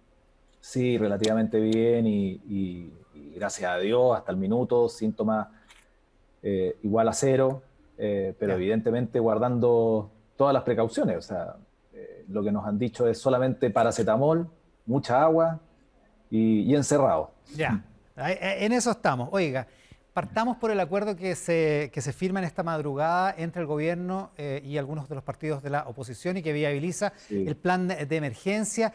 ¿Cómo fue la negociación? ¿Qué es lo que vio usted en términos del comportamiento de los distintos actores, en particular de los partidos de oposición? Sí, mire, yo quiero destacar lo que se ha provocado y lo que ha resultado. Dado que se venía conversando hace bastante tiempo respecto de este acuerdo, algunos lo ponían en duda, otros les hubiese gustado que no resultara, pero lo quiero destacar porque se recuperó una tradición de conversar, de dialogar y de entender que hay diferencias, pero que perfectamente se pueden superar cuando hay situaciones de crisis, cuando hay situaciones complejas como las que estamos viviendo. Y eso es importante, son señales claras en esa línea. Fueron 14 días de trabajo intenso, de reuniones que duraban absolutamente todo el día, con además la particularidad, Iván, de hacerlas de manera telemática, vía Zoom, que hace que al principio fuera más enredado, pero posteriormente incluso hasta el uso de la palabra nos fuimos ordenando para pedirla como correspondía. El presidente de la comisión, Jorge Pizarro, también dentro de las complejidades que significa hacerlo de esta manera, pero bien. Y yo creo que desde el punto de vista político, claro, aquí hay señales económicas importantes, hay señales en empleo importantes, pero lo más importante son señales para la ciudadanía, para la gente. Del valor del acuerdo, aquí, miren, aquí no ganamos, no gana nadie, no es un acuerdo para andar levantando las manitos, ni para revalorizar la política como si fuera el único objetivo. No, aquí gana la gente, porque mientras más rápido resolviéramos esto, más ayuda le va a llegar a las familias de manera urgente y rápido. Y en ese sentido se actuó bien, se actuó de manera correcta. ¿Qué le parece o complica para la materialización de este acuerdo en el Congreso el hecho de que no esté el Partido Comunista, no esté el Partido Radical, que se salieron bien temprano, uno de hecho nunca subió a la mesa, que no estén algunos partidos del Frente Amplio, que Revolución Democrática se haya bajado justo ayer a última hora? ¿Complica para la materialización del acuerdo? A ver, hoy día hay un acuerdo cerrado respecto de un marco que fija una ruta económica, una ruta social y económica por los próximos 2 años. Esa es la importancia de esto, que da cuenta de un marco fiscal responsable que nos permite decir, nos vamos a endeudar más, está bien, pero lo vamos a hacer con responsabilidad y con ciertos límites y márgenes, porque se crea un fondo finalmente. Y al mismo tiempo viene de la mano con la recuperación del empleo fundamentalmente, pero lo principal, lo que les decía al principio, protección a las familias y ingreso a las familias, precisamente porque la crisis sanitaria que se está viviendo requiere que las personas nos quedemos en la casa. Y para quedarse en la casa hay que llegar con transferencias directas a las familias que más lo necesitan, para evitar la salida. Eso es lo más urgente. Entonces, ¿por qué pongo este contexto, Iván? Porque efectivamente, ¿quién se puede negar a esto? Difícil. Inentendible. Comprendemos, a lo mejor, que no se quieran sentar en la mesa. Bueno, cada uno asume su responsabilidad. Uno podrá comprender que a última hora alguien se levante y se vaya, que no quiere decir que no hizo aporte, pero que se levante y se vaya. Está bien. Pero hoy día vamos a ir al Congreso y no me cabe la menor duda. Yo no aspiro a la unanimidad, pero no me cabe la menor duda que vamos a tener un apoyo macizo. He conversado con las personas que están incluso fuera de este acuerdo en los partidos y evidentemente lo miran con buenos ojos, pero también hay que valorizar y hay que destacar que la democracia cristiana, el Partido por la Democracia y el Partido Socialista estuvieron desde el primer día, razones tuvieron un sinnúmero y justificaciones para haber separado y haberse ido o a no haberse sentado al principio, y se quedaron, lo mantuvieron y llegamos a un buen entendimiento. Entonces, claro, siempre es posible sumarse en el Congreso, pero también rescatemos y valoricemos y valoremos lo que se produjo por parte de la oposición, que avanzaron en un buen acuerdo. Y ahí estaba Jorge Pizarro, estaba Ricardo Lagos Weber, estaba Carlos Montes, José Miguel Ortiz, figuras relevantes de la Comisión de Hacienda, como Juan Antonio Coloma y el senador Pepe García. Ministro, tengo aquí el texto del marco de entendimiento, el texto definitivo del marco de entendimiento. Hablemos un poco de la ampliación de la cobertura del ingreso familiar de emergencia. ¿Quién exactamente lo va a recibir? ¿Qué porcentaje de la población? Más o menos, ¿qué es lo que se puede delinear a estas alturas? Sí, a ver, nosotros tenemos un IFE, que es un ingreso familiar de emergencia, aprobado, ¿ya? Y ya se pagó la primera cuota. Ahora en junio, en lo que queda de junio viene la segunda, y en julio venía la tercera. Y ahí se acababa. ¿Qué es lo que hicimos hoy día? Y era de 65.000 pesos por persona y era decreciente. Vale decir, el segundo mes era un poco menos y el tercer mes era otro poco menos. ¿Por qué? Porque se pensó en su minuto, cuando se ideó esto, que la crisis sanitaria a lo mejor no iba a ser tan potente como nos está afectando, y esto se piensa en abril, y por lo tanto el diseño fue pensando en que las familias iban a recuperar su empleo. Hoy día eso no es así. No es así, entonces necesitamos que las familias ante la crisis sanitaria se queden en su casa y cuidemos la salud de las personas, pero para eso necesitamos esto. Entonces, los cambios. Eran 65.000 por persona, hoy día son 100.000 por persona. Entonces el ejemplo que siempre se puso, una familia de 4 personas recibía hoy día 260.000 pesos. ¿Qué va a recibir ahora en la próxima cuota? 400.000 pesos. Es algo inédito, es una ayuda importante y muy relevante. ¿Parejo por los 3 meses? Sí, ese es el otro punto que quería decirle. Parejo por los 3 meses. Parejo por los 3 meses en lo que dice relación con las cuotas de junio-julio. Hay una última cuota, última cuota que no existía. Por lo tanto, se cumplió el compromiso de una última cuota que no existía, que es agosto, que puede ser entre el 80 y el 100, dependiendo y que no existía hoy día, de la situación sanitaria que esté viviendo el país. Porque si ya vamos de salida y la gente ya empieza a recuperar su empleo y empieza a haber una mayor actividad económica, puede ser un poco menos. Pero le deja abierto al Ejecutivo, en este caso al presidente, que decida si es un 100, si es un 95 o es un 90, pero se da el margen para llegar hasta el 100. Ya, eso con el monto. Y el monto se modifica. Eso con el IFE. El monto se modifica de inmediato, es decir, la gente que ya estaba recibiendo el ingreso familiar de emergencia, de inmediato va a recibir, o sea, en la segunda cuota ya va a recibir 100.000 pesos por persona. Sí, y eso significa entrar al Congreso mañana lunes, aprobarlo con las urgencias más fuertes que hay, discusión inmediata será, o suma urgencia, dependiendo también de la discusión que los parlamentarios le den, porque además esta discusión ya se dio. Entonces, sí, es sobre la base del acuerdo que ya existió, con la ley que ya existió, es corregir algunas cosas y poder avanzar rápidamente para que esto se provoque y se produzca. Entonces, ahora, y lo otro no es solamente el monto, porque también para calificar a las personas que tienen que ingresar. Es una cobertura. Explíqueme, ¿quién tiene acceso ahora y quién puede seguir accediendo a este ingreso familiar de emergencia? Nosotros, tiene acceso ahora, hay muchas alternativas, pero la más importante o la más masiva, más que la más importante, es quienes tienen ingresos informales y los perdieron, ¿no es cierto? Y que por diferentes razones los perdieron por lo que estamos viviendo. Y hay un índice de socioeconómico de emergencia que evalúa a la persona desde marzo en adelante, porque si yo lo evalúo con meses más atrás, evidentemente va a complicar y va a tender a que tenga un porcentaje más alto de evaluación, porque tenía ingresos el año pasado y no ahora. Entonces, por eso evalúa desde marzo en adelante, ¿ok? Y ese índice de socioeconómico de emergencia tiene porcentajes y califican los que lleguen hasta el 80% de ese índice socioeconómico de emergencia. Eso sí, porque antes era el 60%. Vamos a números. Si antes podían postular 1 millón o se apostaba a 1.600.000, 500.000 hogares, hoy día vamos a pasar a 2.100.000 hogares que son potenciales beneficiarios de este beneficio. Estamos hablando de hogares. Si eso lo llevamos a personas, 5.600.000, 5.500.000 personas aproximadamente. Y lo otro que vamos a hacer, Iván, es tratar de hacerlo lo más automático posible, porque hay que postular, evidente, pero hay muchos que ya están automatizados. Todos los que han recibido y han tenido un contacto reciente con el Estado, entiéndase, recibiendo un subsidio o habiendo recibido incluso este beneficio, o los que postularon ya en esta primera cuota, todos esos son contactos recientes. Por lo tanto, todas esas personas, si cumplen con los requisitos, van a hacerse los pagos automáticos. Automáticamente. En los meses que automáticamente. Si es que tuvieron este contacto con el Estado, algún vínculo con el Estado en estos últimos meses.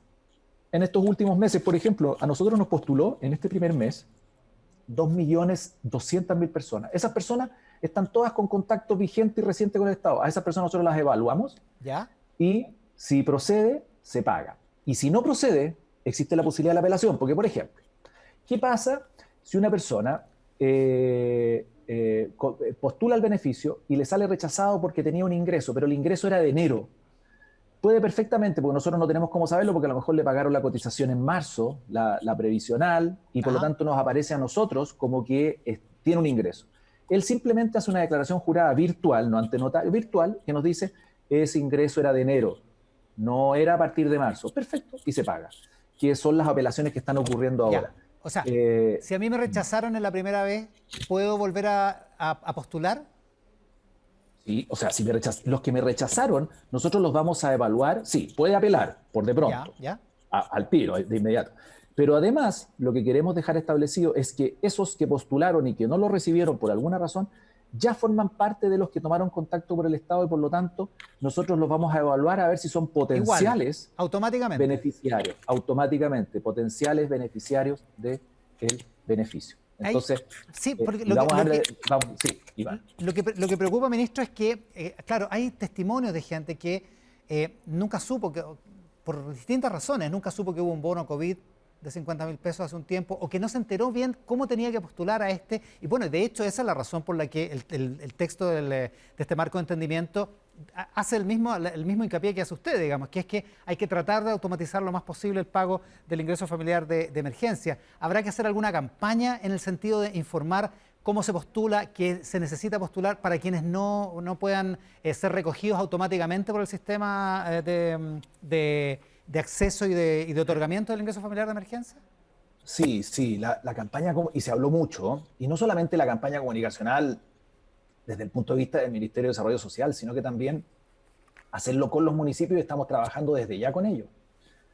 Porque los municipios son los principales, o sea, es la primera puerta del Estado con las familias, y por lo tanto son los principales que pueden llevar adelante esa búsqueda de personas, de familias, de informar, de contarles en qué consiste el beneficio.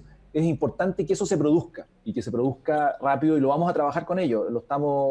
De hecho, se venía trabajando, pero le vamos a dar mucha intensidad. De hecho, eso se habló en la comisión, del rol que juegan los municipios en este proceso. O sea, es clave el rol que juegan los municipios en este proceso, y nosotros vamos a trabajar de la mano con ellos. Son los que mejor lo conocen, claro. Oiga, ministro. Sí, y porque mucha gente se quedó no conocía el sistema. Es simple, incluso nosotros teníamos, lo cuento rápidamente, pero tenemos un convenio con todas las empresas que prestan servicios de datos, en el fondo minutos de internet, a los teléfonos. Si yo navego en las páginas de ingreso de emergencia.cl, es gratis, no me gasto los minutos de internet que tengo para mi teléfono, por ejemplo, un teléfono de prepago, para que la gente lo sepa, porque muchas veces uno no tiene ni para pagar el teléfono en este minuto, o los datos. Entonces, pero si uno se mete a la página del ingreso familiar de emergencia, no gasta datos y no gasta plata. No gasta datos, claro. En el fondo los minutos no se van en estar haciendo la postulación, que me puede demorar 10 minutos. Entonces, claro, me como 10 minutos y me quedo sin minutos para el resto del mes. Exacto. Oiga, la posibilidad de abrirles cuenta ruta automáticamente a los beneficiarios, de modo que puedan recibir electrónicamente la plata. Sí, también. Pero no solamente abrirlas automáticamente, sino que también avanzar en las que ya existen, abiertas en otros bancos, porque siempre se dice convenio con el Banco del Estado. Lógico, es nuestro principal socio, estamos de acuerdo, y lo vamos a hacer así. Pero también si tienen abiertas en otros... Lo que queremos hacer es evitar el cobro presencial. Lógico. Y por lo tanto vamos a dar toda la facilidad para que la gente no vaya a cobrarlo a las sucursales y lo pueda recibir rápidamente en su cuenta, y lo que es seguro de todo tipo, partiendo por lo sanitario. Así que también vamos a avanzar en eso. Oiga, lo último lo quiero sacar de volver al tema del contagio. ¿Existe un protocolo entre el gabinete, entre los miembros del gabinete y el presidente de la República? Porque cuando se supo que usted había dado positivo, contagiado por coronavirus, se especuló sobre si el presidente había sido contacto estrecho suyo. ¿Existe un protocolo para las reuniones con el presidente en ese sentido? Sí, a ver, varias cosas. Existe protocolo, son reuniones cortitas, todos con la mascarilla, desde que uno llega al palacio, o sea, desde que llega la moneda, temperatura en el cuello, después cuando llega al segundo piso, el alcohol gel más nuevo, control de temperatura, finalmente reuniones con distancias de 1,5 metros, 2 metros entre cada persona, cortas, distancia con el presidente de 2 metros mínima, todos con mascarilla. No, es un control bien exhaustivo y limpiezas permanentes, controles preventivos de examen COVID toda la semana. En fin, es un protocolo exigente, digamos. Muy exigente. De hecho, en las pautas de prensa, cuando se realizan, normalmente son al aire libre y hay una wincha abajo donde uno se tiene que parar. Y está perfectamente distanciada del presidente en torno a 2 a 3 metros incluso. Y después cada uno a sus funciones, a sus labores. Así que hay una preocupación bien importante que me parece súper razonable, sobre todo en el caso de las autoridades, que hay que estar ahí al frente y el ideal es evitar el contagio. Muy bien, ministro. El ministro de Desarrollo Social, Cristian Monkeberg, esta mañana en Mesa Central. Ministro, muchísimas gracias por la gentileza de atendernos. No, encantado, que les vaya muy bien. Gracias. Bien, muchas gracias, muy buenas tardes. Seguramente vamos a tener tiempo para hablar más adelante del ingreso familiar de emergencia, que va a ser tema en las próximas semanas en la medida que se siga tramitando en el Congreso. Nos vamos a una pausa con nuestro auspiciador, Seguro Sura, que presenta el seguro por kilómetro, que es el único seguro con el que pagas por lo que manejes. Cada mes pagarás un valor fijo y si mueves tu auto se adiciona un variable por los kilómetros que recorras. Asegura tu auto en segurosura.cl llamando al 600-411-1000 o contacta a los corredores y asesores de seguros a lo largo del país. Con ese mensaje nos vamos a la pausa. Estamos de vuelta con más aquí en Mesa Central por el 13 y por Tele 13 Radio.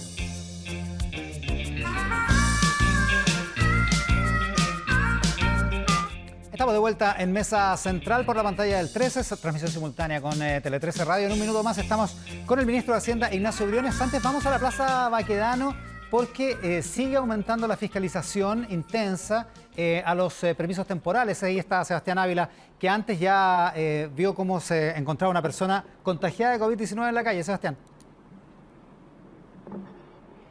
Así es, Iván, nosotros seguimos acá en las inmediaciones de Plaza Italia, como ustedes lo pueden ver acá en pantalla, continúan las fiscalizaciones a aquellos vehículos que circulan por este sector. Hasta el momento tránsito bastante menor acá en el perímetro de Plaza Italia, sin embargo, claro, exhaustiva la fiscalización por parte de personal policial, quien está haciendo parar, al menos a la mayoría de aquellos vehículos que están acá.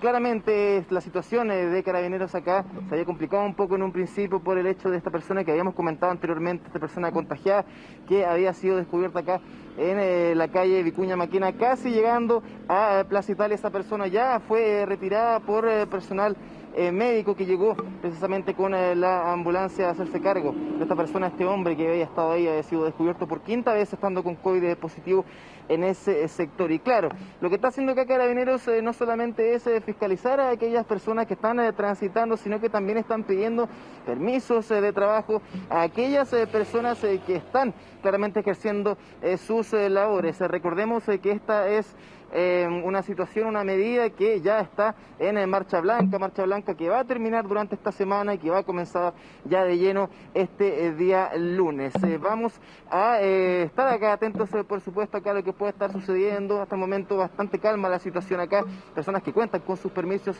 y ojalá que se mantenga así a lo largo del día, Iván. Y no se advierte demasiado tráfico de personas. Muchas gracias, Sebastián. Quedamos contigo atentos a cualquier cosa. Perfecto, buenos días. Sebastián Ávila ahí en la Plaza Baquedano. Acá en el estudio y con un distanciamiento social más o menos grande con el ministro de Hacienda, Ignacio Briones, que estuvo hasta muy tarde, no solo negociando el acuerdo para el plan de protección social, sino además haciendo un hilo en Twitter como a las 3 de la mañana, explicando los detalles del acuerdo. Ministro, muchas gracias por la gentileza de estar esta mañana con nosotros. Muy buenas tardes. Hasta buenas tardes a esta altura. Gracias a ustedes por la invitación. A ver, ¿cómo explicar este acuerdo? ¿Qué es lo principal de este acuerdo? Yo creo que hay varias claves principales. Si uno se va al contenido del acuerdo, que este es un acuerdo que es importante precisarlo, es un plan de emergencia por el apoyo a los ingresos de las familias y por la recuperación económica y del empleo. Ese es el marco de lo que estamos discutiendo y en ese contexto hay que entender su importancia, porque de alguna manera lo que hace esto es fijar una hoja de ruta para los próximos 2 años, para atender la emergencia inmediata de la pandemia, los efectos que estamos viendo, no solo en lo sanitario, sino que también en lo económico, en lo social, con el drama que eso significa. Y eso implica, por un lado, poder concurrir con apoyo a las familias que lo están pasando mal, que están perdiendo sus ingresos, eso hacerlo con mucha fuerza, pero también pensar en el momento de la salida, de cuando lo peor de la pandemia vaya quedando atrás, hay que asegurar, Iván, la fuente de ingreso permanente de las familias, que son los empleos, la reactivación, la recuperación de la economía, y eso tiene un elemento, un protagonismo central también en este marco de entendimiento. Y en ese sentido, que no se hayan separado las cosas, o sea, que no se haya ido por el plan de emergencia por una parte y que se haya dejado para después la reactivación, como en algún momento sugirió la oposición en el medio de esta negociación, ¿es un triunfo para usted? Que yo no hablaría de triunfo. ¿O era acá, muy importante para usted? Mire, acá yo creo que es el segundo punto que yo le quería hacer. Acá no hay que ver este marco de entendimiento, esta negociación, si usted quiere, como una negociación cualquiera, donde hay ganadores y derrotados, vencedores y derrotados. Aquí todos los que estábamos con un profundo sentido republicano, acogiendo el llamado que hiciera el presidente de la República hace 2 semanas atrás, donde invitó abiertamente a quienes quisieran contribuir a construir un acuerdo, un plan de emergencia en torno a 3 ejes. Un marco fiscal robusto, definido, que nos permitiera gastar recursos de forma responsable para los próximos 24 meses, pero también permitiendo una consolidación fiscal, un orden fiscal después. Y quiero volver a este punto más adelante. Segundo, proteger los ingresos de las familias en la emergencia. ¿Cómo apoyamos a las miles de familias que hoy día lo están pasando mal, que sabemos tienen problemas de ingresos, que además tienen que quedarse en su casa, no pueden generar ingresos? Y en tercer término, la recuperación económica. Y nosotros insistimos una y otra vez que estas cuestiones no las podíamos separar, que eran indisociables. Y se entiende por qué, porque en lo inmediato tenemos una emergencia en que hay que asistir con ingresos a las familias, particularmente cuando tienen restricciones de movilidad, pero en 2, 3 meses más, 4 meses más, quién sabe, no sabemos muy bien, pero en pocos meses más necesitamos recuperar la economía y el empleo, que al final del día es la fuente principal de ingreso de las familias chilenas. Y lo hemos estado viendo, las tasas de desempleo han ido subiendo a una velocidad que nadie esperaba, auguramos altos niveles de desempleo, van a haber empresas que van a quedar en el camino, como yo he repetido desde marzo, y por lo tanto vamos a tener una situación económica, Iván, muy compleja, única en los últimos 100 años en Chile. La OCDE decía que esta es la peor crisis después de la Segunda Guerra Mundial. Ese es el orden de magnitud de aquello que enfrentamos y por eso, vuelvo a insistir, creo que no corresponde acá hablar de vencedores y vencidos. Creo que este es un acuerdo distinto en que hay que pensar en Chile, hay que pensar en el país y creo que ese es el llamado que hizo el presidente y que nos convocó a todos quienes estuvimos en este acuerdo por este plan de emergencia. Cuando se bajó Giorgio Jackson ayer de la negociación, representante del Frente Amplio y de Revolución Democrática, ¿temió que pudiera haber un efecto dominó en los otros partidos de la oposición? ¿Era complicado el momento? Mire, 2 cosas. Nosotros en estas 2 semanas de intensas conversaciones, porque la verdad es que han sido muchas horas de todos dedicados a esto, hasta altas horas de la madrugada, varios días. La verdad que fue un proceso riquísimo, muy abierto, muy constructivo, una experiencia única, la verdad, en un momento único de nuestra historia. Esto es lo primero que hay que entender. Este es un momento estelar de nuestra historia, de nuestro país, y la verdad es que en este contexto cuesta pensar que alguien pueda restarse de este momento, porque insisto, la pregunta última acá no es si somos de derecha, si somos de izquierda, es cómo vamos adelante por el bien de los chilenos y de las chilenas. Tuvimos momentos de tensión, hubo momentos en que se podría haber caído esta mesa, pero lo superamos. Y es lamentable lo del diputado Jackson, porque él en la discusión contribuyó mucho. Tuvo muchas buenas ideas, el clima, el aporte fue constructivo. Y a todos nos sorprendió que ayer se bajara. Las razones que dio creo que son públicas, no tuvo piso político de su partido, cosa que sorprende por 2 razones, porque de alguna manera eso, perdone la expresión, como que encarna una cierta forma de la vieja política, si usted quiere, cuando uno no actúa por convicción, sobre todo en un momento tan relevante para la historia de Chile. Ojalá hubiéramos estado todos en este acuerdo, y lo lamentamos. La verdad es que no solo como Ejecutivo lo lamentamos, todos quienes estaban representados ahí, los partidos oficialistas, también el Partido la UDI, la Renovación Nacional, también el Partido Socialista, el PPD y la Democracia Cristiana, todos lo lamentaron porque entendíamos que en este momento nadie podía restarse. Ahora, ¿usted confía que esos votos van a estar igual en el Congreso? Yo espero que sí. Porque esto hay que materializarlo en leyes, digamos. Claro, yo espero que sí. El diputado Jackson ha sido muy deferente conmigo, me escribió para anunciarme su decisión previamente, que le iba a apoyar. Pero ¿sabe qué, Iván? Y volviendo a su pregunta original, yo creo que este acuerdo es muy especial, no solo por lo robusto que tenemos un plan de emergencia para los próximos 24 meses, yo creo que es un plan robusto en la protección de los ingresos, pero también muy robusto en la recuperación económica y del empleo. Pero hay un segundo elemento que no hay que perder de vista acá, que es simbólico, es tremendamente importante. En estos momentos estamos en la peor parte de la crisis sanitaria.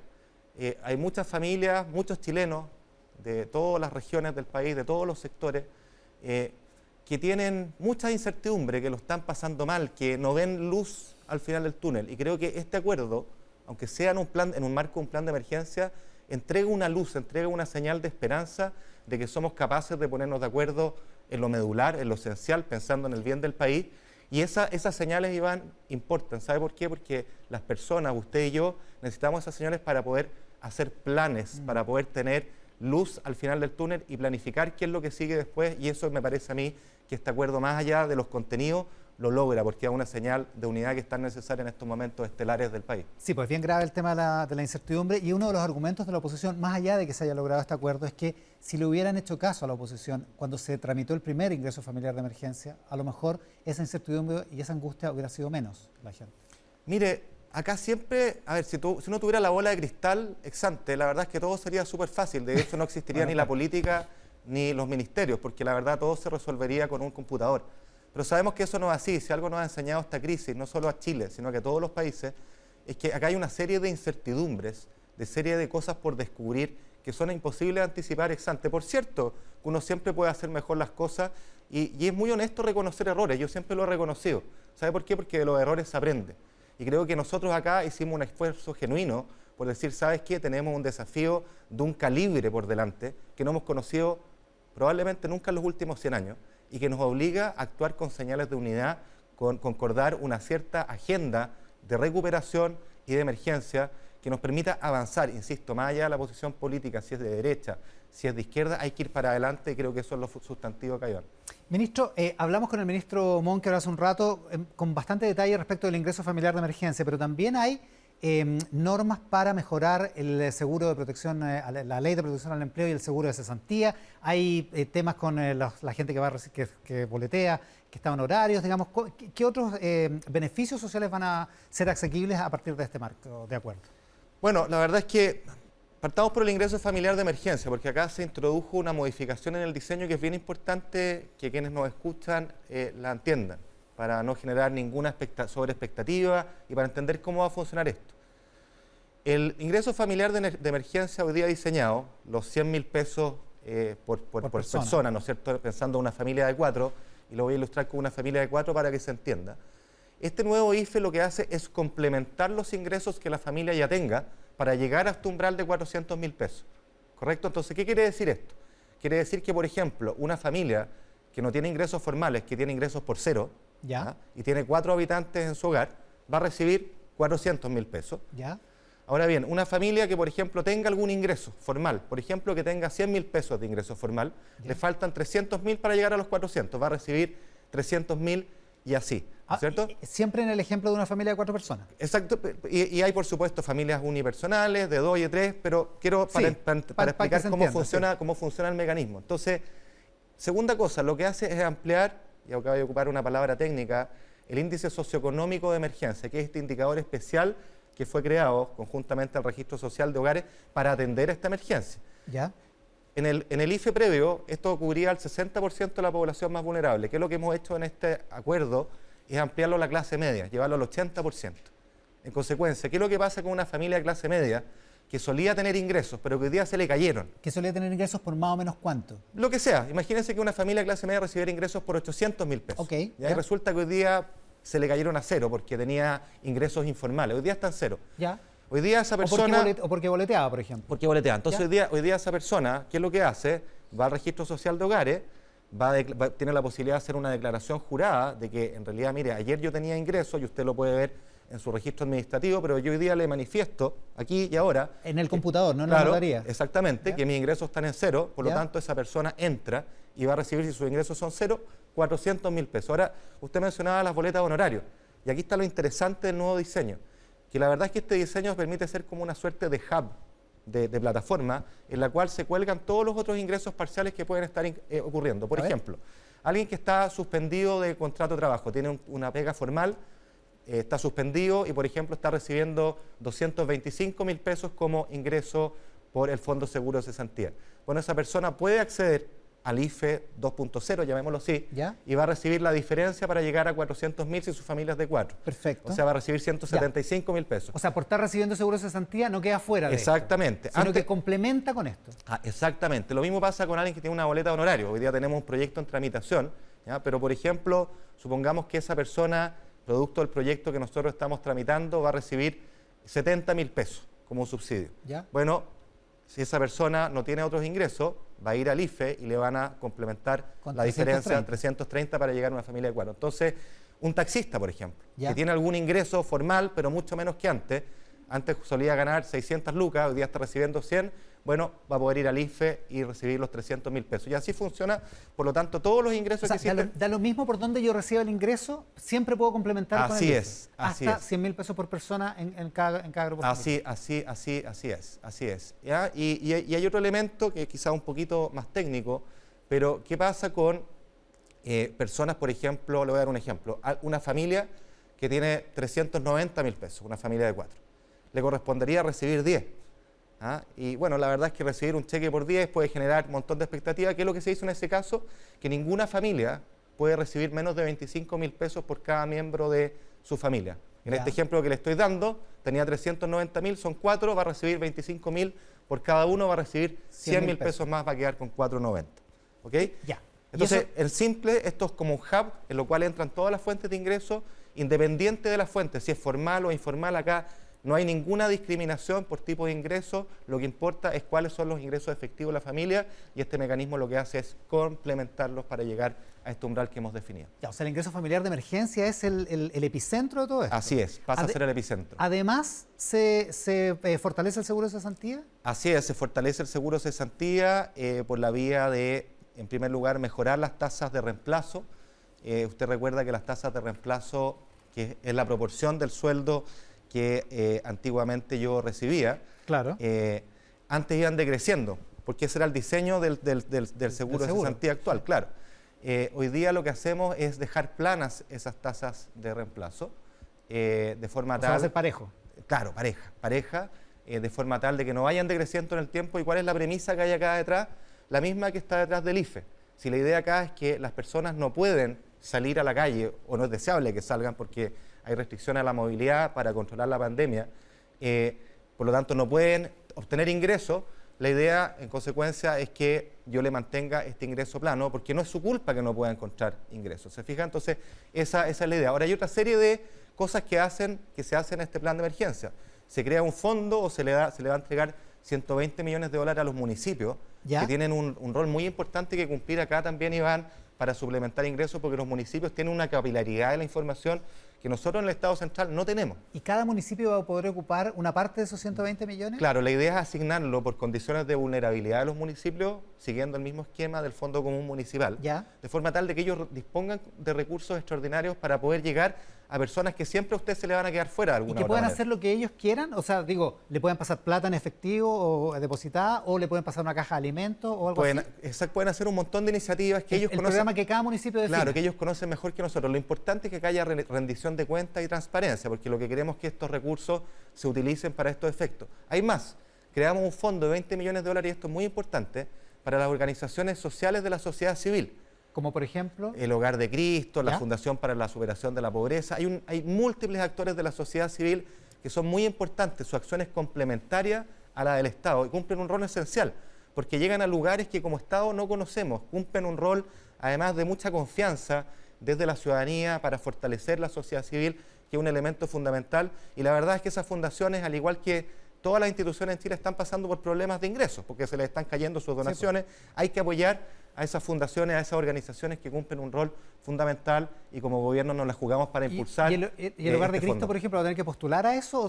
Mire, vamos a definir ahora el mecanismo exacto con el cual vamos a asignar estos recursos. La idea es que sea lo más transparente, competitivo, de cara a las necesidades que cada cual tiene, pero lo importante es que acá va a haber recursos para apuntalar a estas organizaciones tan importantes para de la sociedad civil, no solo por el rol que cumplen en la emergencia, sino que también porque son un sostén fundamental de nuestra democracia. Todo esto, ministro, vale para junio y julio. La gente que ya está recibiendo el ingreso familiar de emergencia, a propósito, va a ver de inmediato aumentado el ingreso, ¿no? Así es, nosotros nosotros tenemos que ir por un proyecto de ley que vamos a ingresar con discusión inmediata esta semana, de forma tal de que esto se active inmediatamente para el IFE de junio y de julio. Quedó establecido extenderlo hasta agosto también. Pero en agosto tiene un decrecimiento. Si puede tenerlo. La verdad es que hay una opción que esté entre 80 y 100%, va a depender de la situación sanitaria. Y acá hay una cosa interesante, Iván, si me permite volver un poquito al marco general de este acuerdo. Este acuerdo tiene una cosa muy notable. Primero en lo fiscal, como yo le decía, acá se raya la cancha de qué es lo que vamos a hacer en lo fiscal. Se crea este fondo de 12.000 millones, que vamos a gastar hasta 12.000 millones de dólares en los próximos 24 meses, pero al mismo tiempo se hace una cosa notable, que es que se fijó el presupuesto para el año 2021. O sea, nosotros anticipamos la discusión presupuestaria, que siempre es tan difícil, ¿no? Y es un gran avance tener hoy día el número. ¿Qué es lo que va a hacer el presupuesto del año 2021? Va a replicar el presupuesto de este año. Es decir, el crecimiento del gasto público previsto para el año 2021, fondo COVID incluido, va a ser cero. No va a bajar ni va a subir, va a mantener el impulso fiscal excepcional que ha tenido el presupuesto de este año. Y lo segundo, muy importante, acá en este acuerdo hay un compromiso de una consolidación fiscal de mediano plazo. ¿Qué significa esto? Para hacer la analogía con una familia, con un hogar. Una familia, un hogar, cuando tiene una emergencia, como la que estamos teniendo, va a tener que romper sus chanchitos, va a tener que endeudarse más, pero sabe que eso no es para siempre, porque esta cuenta va a pasar a sus hijos. Nosotros como fijos nos pasa lo mismo. Si hoy día nos endeudamos y estamos gastando más, si hoy día estamos recurriendo a nuestros ahorros, la verdad es que la casa va a haber que ordenarla a posteriori, porque esto eroga para las generaciones futuras un costo. Tenemos que tener mucha responsabilidad de dejarles la casa ordenada. Ese es el compromiso, cuando hablo de esta palabra de consolidación fiscal, que no es otra cosa que reconocer que este impulso, este gasto extraordinario, producto de un momento extraordinario, tiene que retirarse a posteriori y que tenemos que mantener un compromiso, Iván, de mantener robusta, fuerte nuestra institucionalidad fiscal, porque ¿sabe qué? Yo lo he dicho muchas veces, hoy día estamos pudiendo hacer más precisamente porque en el pasado hemos construido una institucionalidad fiscal de lujo y esa hay que cuidarla, porque es nuestro seguro para el día de mañana, es nuestro seguro para nuestros hijos. O sea, y lo que quería decirle, perdón, este marco, estos 12.000 millones, tiene una cosa muy notable, que le dan facilidad, le dan una facilidad excepcional al Ejecutivo para poder ocupar este fondo en las tres cosas que nos convocan: la protección de los ingresos y la reactivación económica con todas las medidas que ello supone. Entonces nosotros como Ejecutivo, para estas dos cosas vamos a tener, por así decirlo, harta discrecionalidad, y eso tiene como correlato una rendición de cuentas muy fluida, muy regular, muy transparente de cara a la ciudadanía, pero la gracia es que acá vamos a poder actuar con mayor agilidad, porque hay muchas cosas que las vamos a tener preacordadas y vamos a poder ir girando a este fondo. Dos cosas cortas. Técnicamente, entonces, el déficit efectivo para el próximo año va a ser también del orden del 8%. No, va a ser menor el efectivo, pero lo importante acá es fijarse en la regla estructural. O sea, en el largo plazo. Claro, la regla estructural es lo que da el impulso fiscal. La idea es que el déficit estructural de este año, que va a ser excepcionalmente alto, se mantenga el año próximo. Ya. Aquí está la desviación transitoria. Esto es transitorio, estos son 24 meses. Pero del 2022 en adelante... Hay que empezar a ordenar la casa, es lo que haría cualquier hogar que nos escucha hoy día. ¿El Ejecutivo va a tener, en función de esto entonces, de esa autonomía, va a tener, por ejemplo, la posibilidad de normar cómo va a asistir grandes empresas, como por ejemplo la línea aérea LATAM? Así es. Bueno, es una decisión del gobierno, digamos. Claro, este marco... Pero no, es que acá es importante, Iván, que estas decisiones tan fundamentales tienen que hacerse con consensos amplios. Nosotros lo hemos planteado para la discusión de empresas estratégicas, tuvimos una sesión especial en el Senado en que nosotros fuimos muy transparentes. Siempre hemos dicho, acá no vamos a hacer nada en lo cual no tengamos un amplio consenso en esta materia. Y la verdad es que lo que nosotros allegamos son criterios. ¿Qué es lo que define una empresa estratégica? ¿Ah? Su centralidad para la cadena de proveedores, para la pyme, el número de empleados, la logística, etcétera. Y definido eso, lo que se requiere es definir instrumentos de eventual apoyo que cumplan con un requisito. Primero, con dos requisitos. Uno, que no es una ayuda a los dueños de la empresa. Y en segundo término, que ese riesgo que el fisco está asumiendo se remunera adecuadamente, ya sea a través de opciones sobre el capital, ya sea a través de comisiones. Están las múltiples opciones y quizá el caso de Lufthansa lo ilustra bien, y eso es lo que quedó refrendado acá. Obviamente todo esto hay que legislarlo, pero tener el rayado de cancha, el parámetro sobre el cual uno puede avanzar, creo que es una gran ayuda en el caso que tengamos que acometer aquello. Oiga, una cosa que se me quedó del ingreso familiar de emergencia, ¿esto incluye también a los jubilados que reciben pensiones y que no se han visto afectadas esas pensiones? Incluye a todos por la idea de este hub, este epicentro que usted señalaba, esa es la idea. Yo puedo complementar los ingresos en la medida que califique. Pero Iván, hay una cosa importante que hemos hablado poco. Este plan tiene un acento central en la reactivación y para nosotros como Ejecutivo este era un elemento clave, porque entendemos, y todos en la Comisión de Hacienda así lo entendieron también, a propósito de la idea original que planteaban ellos de separar las cosas, nosotros dijimos no, son indisociables porque en pocos meses más tenemos que hacernos cargo de la fuente permanente de ingresos de las familias chilenas y eso tiene que ver con la recuperación económica. Y acá hay una serie de medidas bien potentes. Y yo quiero, un subsidio de la contratación. Claro, yo quiero ver hablar el gesto acá de, y esto es lo que hace un acuerdo, que todas las partes sean. Imagínense que nosotros acá estamos haciendo una serie de rebajas transitorias de impuestos, que bien sabemos que para la izquierda es un tema difícil, es un tema complicado, ¿no? ¿Qué es lo que estamos haciendo acá? Hay una rebaja a la mitad del impuesto corporativo para la pyme. Estamos generando un crédito para la contratación adicional, para fomentar la contratación. En cualquier empresa, pequeña, mediana, también grande, por supuesto, le estamos diciendo, ¿sabe qué? Si usted contrata a un empleado adicional a su nómina, va a tener un crédito fiscal, le estoy dando un subsidio. Para descontar los impuestos, claro, para descontar los impuestos. Estamos generando depreciación instantánea por el 100% del activo que se invierta de aquí a fines de 2022. Esta es una señal potente en pro de la inversión. El 1% regional que tenían que pagar los proyectos de inversión, que era un impuesto extra que queda en regiones, estamos diciendo, ¿sabe qué? Queremos fomentar la inversión regional, ese 1% no lo va a pagar la empresa, lo va a pagar el fisco. Hay otras medidas de postergación del pago de los PPM, que son fuentes de liquidez. Que se siguen, se extiende. Se extiende. Y así una serie de medidas, y en otro ámbito, Iván, cosas que parecían tabú ayer, que es importante notarlo. Acá hay un acuerdo para generar medidas de adaptabilidad en términos de los horarios, que nuestra regulación se adapte, al menos extraordinariamente por este periodo, a adaptar horarios y adaptar funciones en las empresas, porque lo vamos a necesitar para estos 2 años donde vamos a tener que trabajar de forma distinta. También está en el acuerdo la simplificación regulatoria para las pymes. Fíjense qué importante esto, el emprendimiento. Usted cuando hoy día es una pyme, y quienes me escuchan lo saben, para poder partir, para empezar a funcionar, usted tiene que haber reunido todos los permisos que son necesarios, una larga lista. ¿Qué es lo que le estamos diciendo hoy día? ¿Sabes qué? Usted va a poder partir con los 1, 2, 3 permisos esenciales y le voy a dar un plazo de 1 año para que me junten los otros, pero en ese año usted ya puede empezar a funcionar. Claro. Ministro, se nos acaba el tiempo. Una última cosa. Hay mucha gente de la derecha que está indignada con la salida del ministro Jaime Mañalich, entre otras cosas porque dicen que el gobierno cedió a una presión de la oposición. ¿Fue la salida del ministro Mañalich un requisito para firmar este acuerdo? No, yo lo digo firme y claro. No fue así, no tuvo nada que ver. La verdad es que llegó entre medio, a todos nos sorprendió. Y como lo ha dicho el propio ministro Mañalich, él renuncia voluntariamente. Esta es una conversación que él venía sosteniendo con el presidente hace varias semanas. Él estaba cansado, ha hecho una labor realmente muy admirable con la generosidad, la entrega, las horas que le ha dedicado. ¿Nunca se lo plantearon como condición? Nunca, lo desmiento enfáticamente. Esos son solo especulaciones, rumores, y creo que la verdad oficial es lo que le estoy diciendo. Las conversaciones que él había tenido, estaba cansado, y como él mismo expresó, ante la evidencia, ante el ciclo actual de la pandemia, él dijo, es hora de que lleguen otros liderazgos a esta conducción, y con un sentido republicano profundo, que solo cabe saludar, el propio ministro decidió dar un paso al costado. Así que lo desmiento categóricamente, Iván. Ministro, muchísimas gracias por la gentileza de venir hasta acá. Sé que tuvo una noche muy agitada. Varias, muy larga. Varias. Gracias. Bueno, estoy felizmente agotado, digámoslo así. Muy bien, muchas gracias.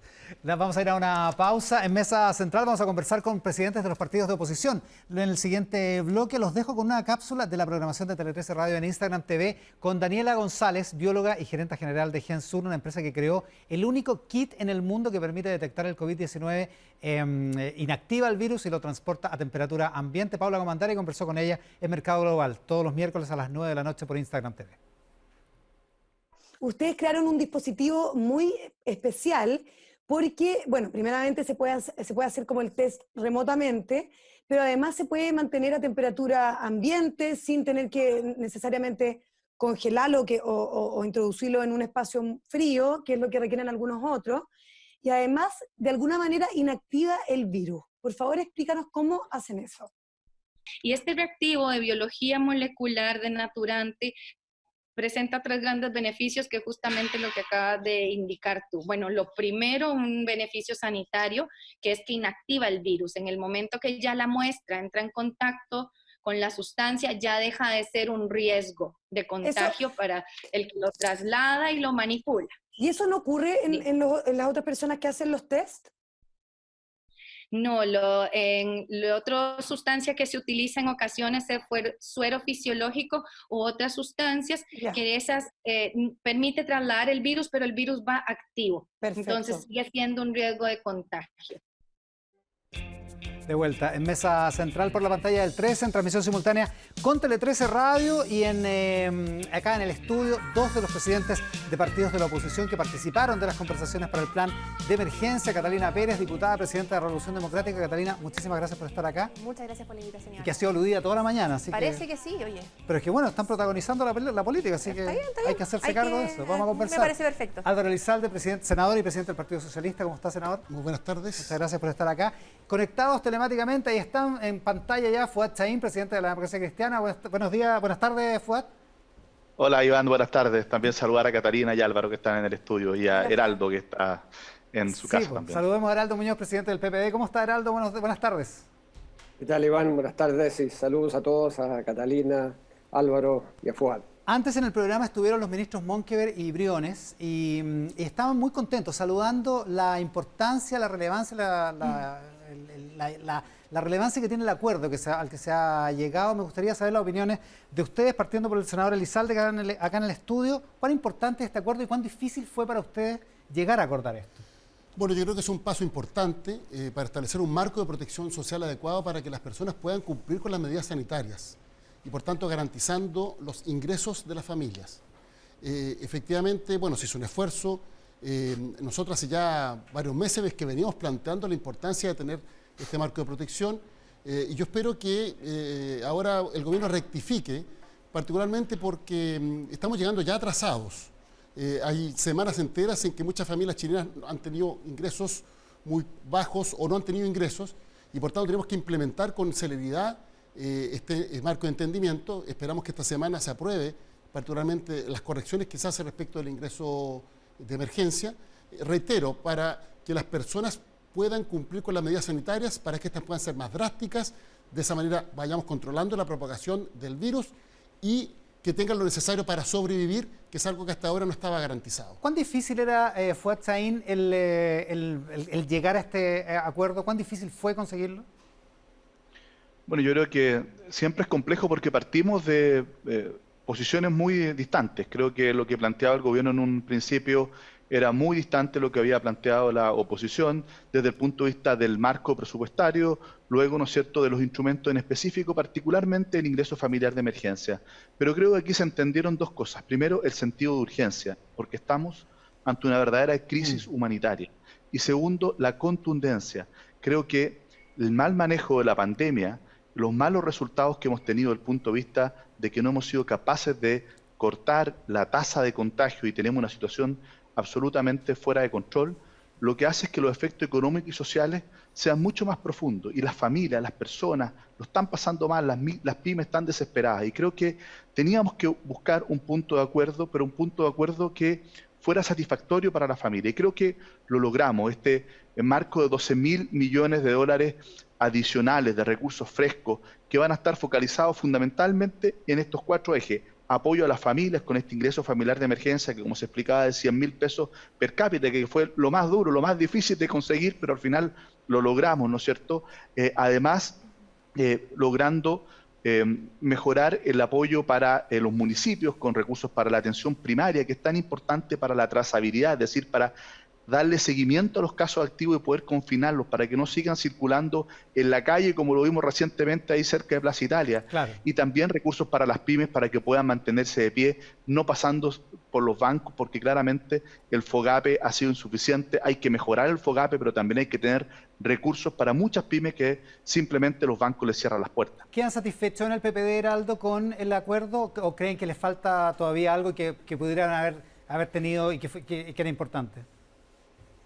Bueno, Iván, yo creo que este es un buen marco de entendimiento para el plan de emergencia. No es para levantar las manos todos felices, porque hoy día son momentos de sufrimiento para la gente.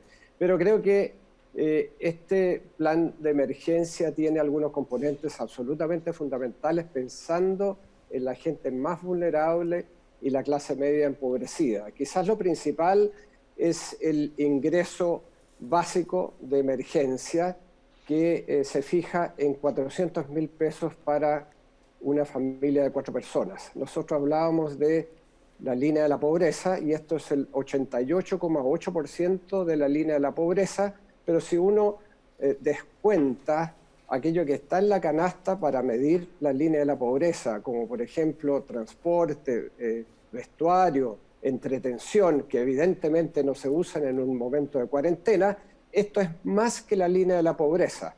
Y hay algunas otras cosas que son muy importantes. Se mejora el subsidio de cesantía, parejo, no en declinación.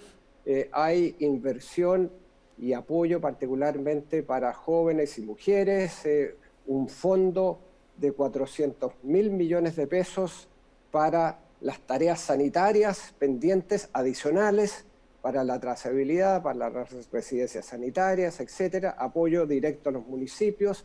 Es decir, hay un componente muy sustantivo para la gente, para que hoy día entonces se pueda lidiar con los efectos sociales y económicos de esta pandemia, particularmente a quienes más lo están sufriendo, que es la clase media empobrecida, como digo, y los sectores más vulnerables, y así puedan también respetar la cuarentena y quedarse en casa, porque si no hay ingresos suficientes, evidentemente que no hay ninguna posibilidad que las tareas sanitarias puedan funcionar. Así que yo creo que este es un buen logro pensando en la gente. Eso es lo fundamental. Pensando en Chile, en realidad. Ya, no nos hayamos puesto de acuerdo, me parece una señal positiva. No es para levantar los brazos, pero es una señal positiva. Hay satisfacción en el PPD, en la DC, en el Partido Socialista, y Revolución Democrática, diputada, no llega al acuerdo, no se sale del acuerdo a última hora. ¿Por qué? Sí, yo creo que, a ver, primero decirte que nosotros siempre vamos a estar disponibles a conversar, poner propuestas sobre la mesa, lo venimos haciendo de hecho como conjunto de oposición, y creo que esa unidad opositora fue central a la hora de poner, por ejemplo, la renta básica de emergencia en el centro de la discusión. De hecho, el ministro Briones dijo que el diputado Jackson había sido muy colaborativo y muy aportador, digamos. Por cierto, y no es novedad, digamos, lo venimos haciendo hace mucho. El tema es que, y de hecho, quiero destacar acá, desde el comienzo de la pandemia nosotros incluso hemos hecho una invitación al gobierno a que genere una política de Estado, porque nos parece que la política de Estado es central a la hora de enfrentar no solamente las medidas económicas, sino que también las medidas sanitarias.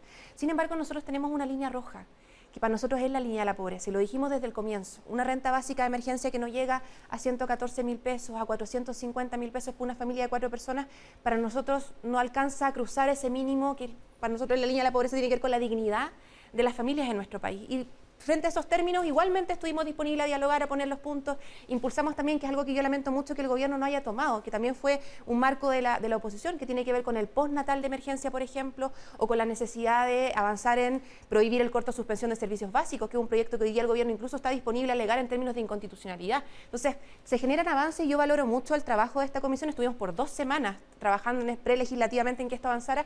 Creo que es momento de que el Congreso también haga su trabajo. Nosotros ahí vamos a continuar empujando. Desde ya cuentan con nuestros votos para las medidas que implican aumentar los ingresos para las familias, pero creemos que todavía falta un poquito más y que se puede levantar un poquito más. Pero si no es 114 el ingreso familiar, ¿no van a votar a favor de eso? No, vamos a votar a favor de todas las medidas que impliquen un aumento de ingresos. Recordemos que pasamos primero de un bono de 50.000 pesos, ojo, del gobierno, ese fue el primero, dijimos que era insuficiente, el gobierno 65.000 pesos, el gobierno partió esta conversación con 75.000 pesos, y Iván, a mí me parece importante decirlo acá, esta lógica no es una lógica de negociación, no estamos subastando, no estamos vendiendo una alfombra, estamos hablando de un principio político que para nosotros es la línea de la pobreza, y en función de eso es que decidimos contribuir, y cuando ya no hubo más espacio y tocamos esa línea roja, decimos ok, hasta aquí llegamos nosotros, y valoro inmensamente todo lo que se ha conseguido. Senadora Elizalde, ¿le hace más difícil al Partido Socialista, por ejemplo, que un partido como Revolución Democrática diga hay una línea roja que no estoy dispuesto a cruzar y no concurro a este acuerdo? ¿Se lo hace más difícil a usted? Lo que pasa es que nosotros estamos pensando en lo mal que lo están pasando los chilenos. Esa es la prioridad. Efectivamente, en la oposición hicimos un planteamiento claro, unitario, que da cuenta de un monto superior al que finalmente el gobierno estuvo dispuesto a conceder. Pero al mismo tiempo, nosotros no estamos gobernando. Y todos sabemos que no es posible que se apruebe una ley que comprometa gasto público si no es con la firma del presidente de la República. Entonces nos concentramos en ¿qué?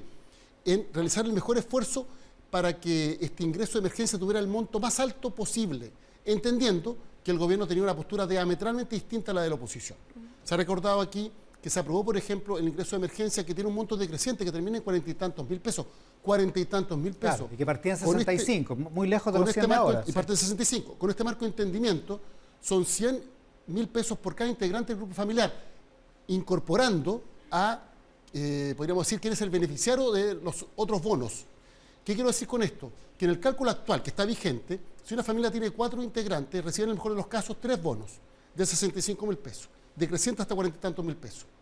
Ahora va a recibir 400.000 pesos. Estamos hablando de más del doble en el aumento que se consiguió como resultado de este diálogo en el cual participamos de buena fe, con espíritu constructivo.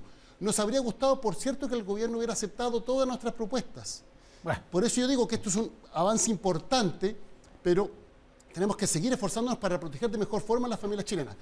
Pero, al mismo tiempo, por un sentido básico de responsabilidad, porque esto no se puede seguir dilatando, porque la gente hoy día no tiene que comer. Nos parece fundamental que esta iniciativa se apruebe la próxima semana y que esta ayuda llegue con celeridad. Fuachaín, ¿queda de alguna manera dañado el acuerdo con que no esté Revolución Democrática, con que no haya concurrido nunca el Partido Comunista, con que el Partido Radical se haya salido de la mesa muy tempranamente?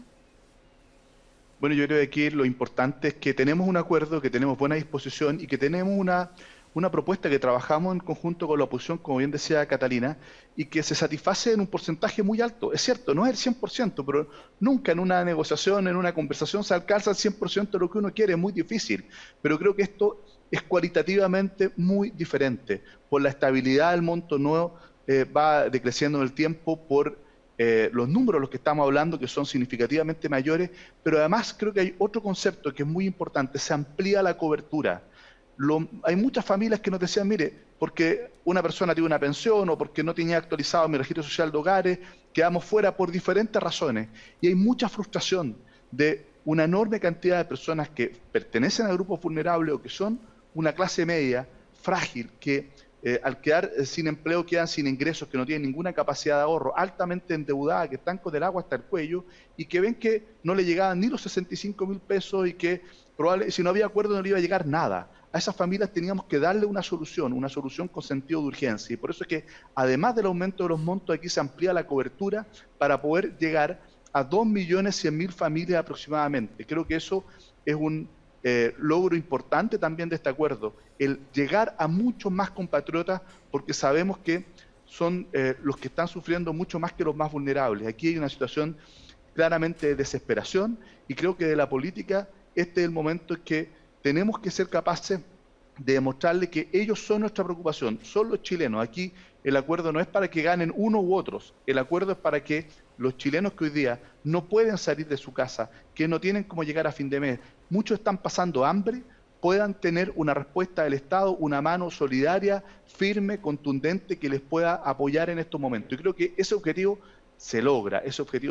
Hay otros temas pendientes, yo comparto el tema del postnatal de emergencia, está aprobada la ley que garantiza el no corte de los servicios básicos, lo vamos a defender si es necesario en el Tribunal Constitucional, pero creo que no podíamos seguir en esta mesa reunidos, conversando, mientras la gente pasa hambre. Teníamos que alcanzar un acuerdo y creo que este es un buen acuerdo. No es óptimo, pero es un buen acuerdo porque creo que le va a llevar alivio a millones y millones de chilenos que hoy día están sufriendo esta crisis humanitaria. Oye, se nos está acabando el tiempo porque a la 1 de la tarde viene el informe desde la Moneda, por eso quiero cambiar de tema para abordar algunas otras cosas. Lo mencionábamos antes, la crítica que hacen desde la oposición del manejo de esta pandemia. Le quiero preguntar a Heraldo Muñoz si considera como posible una acusación constitucional contra el ahora exministro Jaime Mañalich, Heraldo, como se ha discutido desde ayer en la tarde. Bueno, Iván, en la madrugada estuvimos en contacto casi minuto a minuto con Álvaro Elizalde, con Fuad Chahín, y de hecho hay un chat que hemos creado del Partido por la Democracia, Partido Socialista, Partido Radical y Revolución Democrática. Hemos estado en contacto, pero priorizando ¿qué? Priorizando lo más importante para la gente, y es que se traspasen recursos en un momento de crisis como el que estamos viviendo. Algo como una acusación constitucional contra el exministro Mañalich no lo hemos conversado para nada. Hoy día creo que, espero yo, que el nuevo ministro París cambie el rumbo, y hay que darle la oportunidad para que el rumbo erróneo que se ha seguido en una política sanitaria que ha fracasado se pueda enmendar apoyando a la red de asistencia primaria, de atención primaria, que es fundamental, testeando más, incrementando enormemente la trazabilidad de los contactos de las personas contagiadas y luego aislando en cuarentenas, ojalá en residencias sanitarias, a todas las personas que lo necesiten para que no sigan contagiando a los demás. Ese es el camino. Eso es lo que tardemente llegó a entender el ministro Mañalich, y espero yo que el ministro París vaya en esta dirección. Concentrémonos en la tarea que hay por delante. La tarea sanitaria está lejos de haberse controlado. Y sigamos el ejemplo de los países que lo han hecho bien. Nueva Zelanda, que tuvo cuarentenas firmes desde el comienzo, estrictas, y que empezó a testear mucho más que Chile en su mejor nivel. Empezó a hacer la trazabilidad y a aislar. Y hoy día están con la pandemia controlada y con la actividad económica abierta nuevamente. Eso es lo que tenemos que hacer, creo yo, concentrarnos en lo que viene ahora por delante, pero no hemos conversado para nada de una acusación constitucional. No ha estado, por lo menos, en nuestras preocupaciones, que han estado absolutamente centradas en lograr este entendimiento que creo que es importante para la gente, es importante para la ciudadanía, y eso es lo que fue la prioridad número 1 para nosotros. Déjeme preguntarle a Catalina Pérez, la presidenta de la Revolución Democrática. Diputada, ¿a usted? Ahora, yo creo que primero hay que ser muy claro. Este partido el gobierno lo está perdiendo por goleada. No está perdiendo este partido 1-0, 2-0. Este partido lo está perdiendo 7-0, 5-0. Y creemos que es importante hacer un cambio en estrategia en el juego. Y creo que lo más grave del por qué se pierde este partido tiene que ver con que no se conoce la cancha en la que se está jugando. El gobierno no conoce el Chile que está gobernando. Se sorprende de que exista hacinamiento, se sorprende que una familia pase una persona pasando cuarentena en una camioneta, que exista niños que no pueden acceder a internet y por tanto no pueden acceder al sistema educativo. Entonces, lo más grave, y perdón Iván que insista con esto, lo más grave incluso no es ni siquiera no conocer la cancha en la que el partido se juega, sino que no pedir refuerzos. Y en ese sentido nosotros hemos estado y vamos a estar siempre disponibles e invitamos al gobierno a que escuche, y no nos escuche ni siquiera a nosotros como oposición solamente, que escuche a los expertos, que escuche a la gente, que se conecte con el Chile real. Yo creo que todavía hay oportunidad y me parece que el gobierno debiese estar concentrado en eso, la oposición debiese estar concentrado en eso. Ya llegarán el momento en que todas las responsabilidades políticas se cobren, porque creo que también es necesario. No nos olvidemos de que, o sea, no nos olvidemos de 3 meses con una acusación constitucional. Sí, y no nos olvidemos del escenario de ayer. O sea, hoy día es un buen día para el gobierno, pero ayer teníamos la noticia de 2.000 muertos escondidos por este gobierno a la opinión pública. No nos olvidemos de eso. Entonces, eso va a estar, por supuesto que en su minuto hay que considerarlo, pero creo que hoy día hay que estar concentrados en que ganemos este partido, no por el bien del gobierno, sino que por el bien de las familias de nuestro país. Senador Elizalde, ¿flota una acusación constitucional contra Mañalich? Mire, yo como senador tengo limitaciones para pronunciarme. Sí creo que ahora no tenemos que concentrarnos en la pandemia, entendiendo que hay un plazo de 3 meses para evaluar una eventual acusación constitucional, pero creo que hoy día la prioridad es la pandemia. Yo espero que con el cambio de ministro el gobierno rectifique, porque es evidente que su estrategia sanitaria no ha dado resultado, tampoco su marco de protección social, y este entendimiento que suscribimos creemos que contribuye a ir solucionando los errores que se han cometido hasta ahora. Ahora, quiero destacar algo bien importante. En este marco de entendimiento se establece 400.000 millones de pesos para fortalecer la atención primaria, la salud primaria, que hasta ahora no se ha utilizado como debería hacerse para efectos de contener la propagación de este virus. En segundo lugar, 120 millones de dólares para los municipios. Y algo muy importante, 20 millones de dólares para las organizaciones sociales y la sociedad civil. Y ahí quiero destacar también que se establece en este entendimiento la obligación del diálogo tripartito, y particularmente el diálogo entre los empleadores y los trabajadores, con la CUT, con la ANEF, para el retorno seguro, una vez que vayamos superando la pandemia, a sus actividades laborales y también para el teletrabajo, porque en caso contrario se va a volver a cometer el error garrafal del llamado a la nueva normalidad, que tuvo un costo significativo y que hoy día se traduce en que las cifras de contagio se dispararon. Sí, claro. Y por último, yo entiendo el escepticismo de quienes no concurren a este entendimiento. Lo entiendo porque efectivamente el gobierno no ha generado un clima de confianza. Nosotros, en todo caso, concurrimos de buena fe y con espíritu constructivo. Esperamos que el gobierno esté a la altura, porque entendemos que hay un bien superior por el cual hay que velar, que es el bienestar de los chilenos. Y es evidente que estamos enfrentando una emergencia de magnitudes históricas. Le quiero preguntar al presidente de la democracia cristiana, Fuad Chaín, por estas declaraciones del expresidente de la Cámara, Iván Flores, en torno a la censura de la mesa de la Cámara. ¿Le parece pertinente, así como los otros dicen que no es el momento de pensar en acusación constitucional contra Mañalich, ¿le parece pertinente pensar en la censura de la mesa de la Cámara, Fuad? Mire, lo que nosotros hemos señalado es que es una anomalía que la Cámara esté dirigida por una minoría. ¿Para qué vamos a volver a las causas de eso, no es cierto?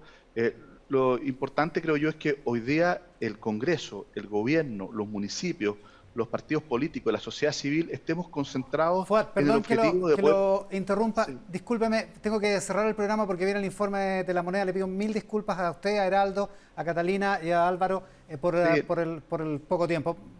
Muchas gracias a todos. Semana, la oposición. No te preocupes. Vamos a tener que hacer una parte 2. Estamos comprometidos. Cerramos esta edición de Mesa Central. Los dejamos con Tele 13 Tarde con Alfonso Concha y el informe desde el Palacio de la Moneda. Relacionados con el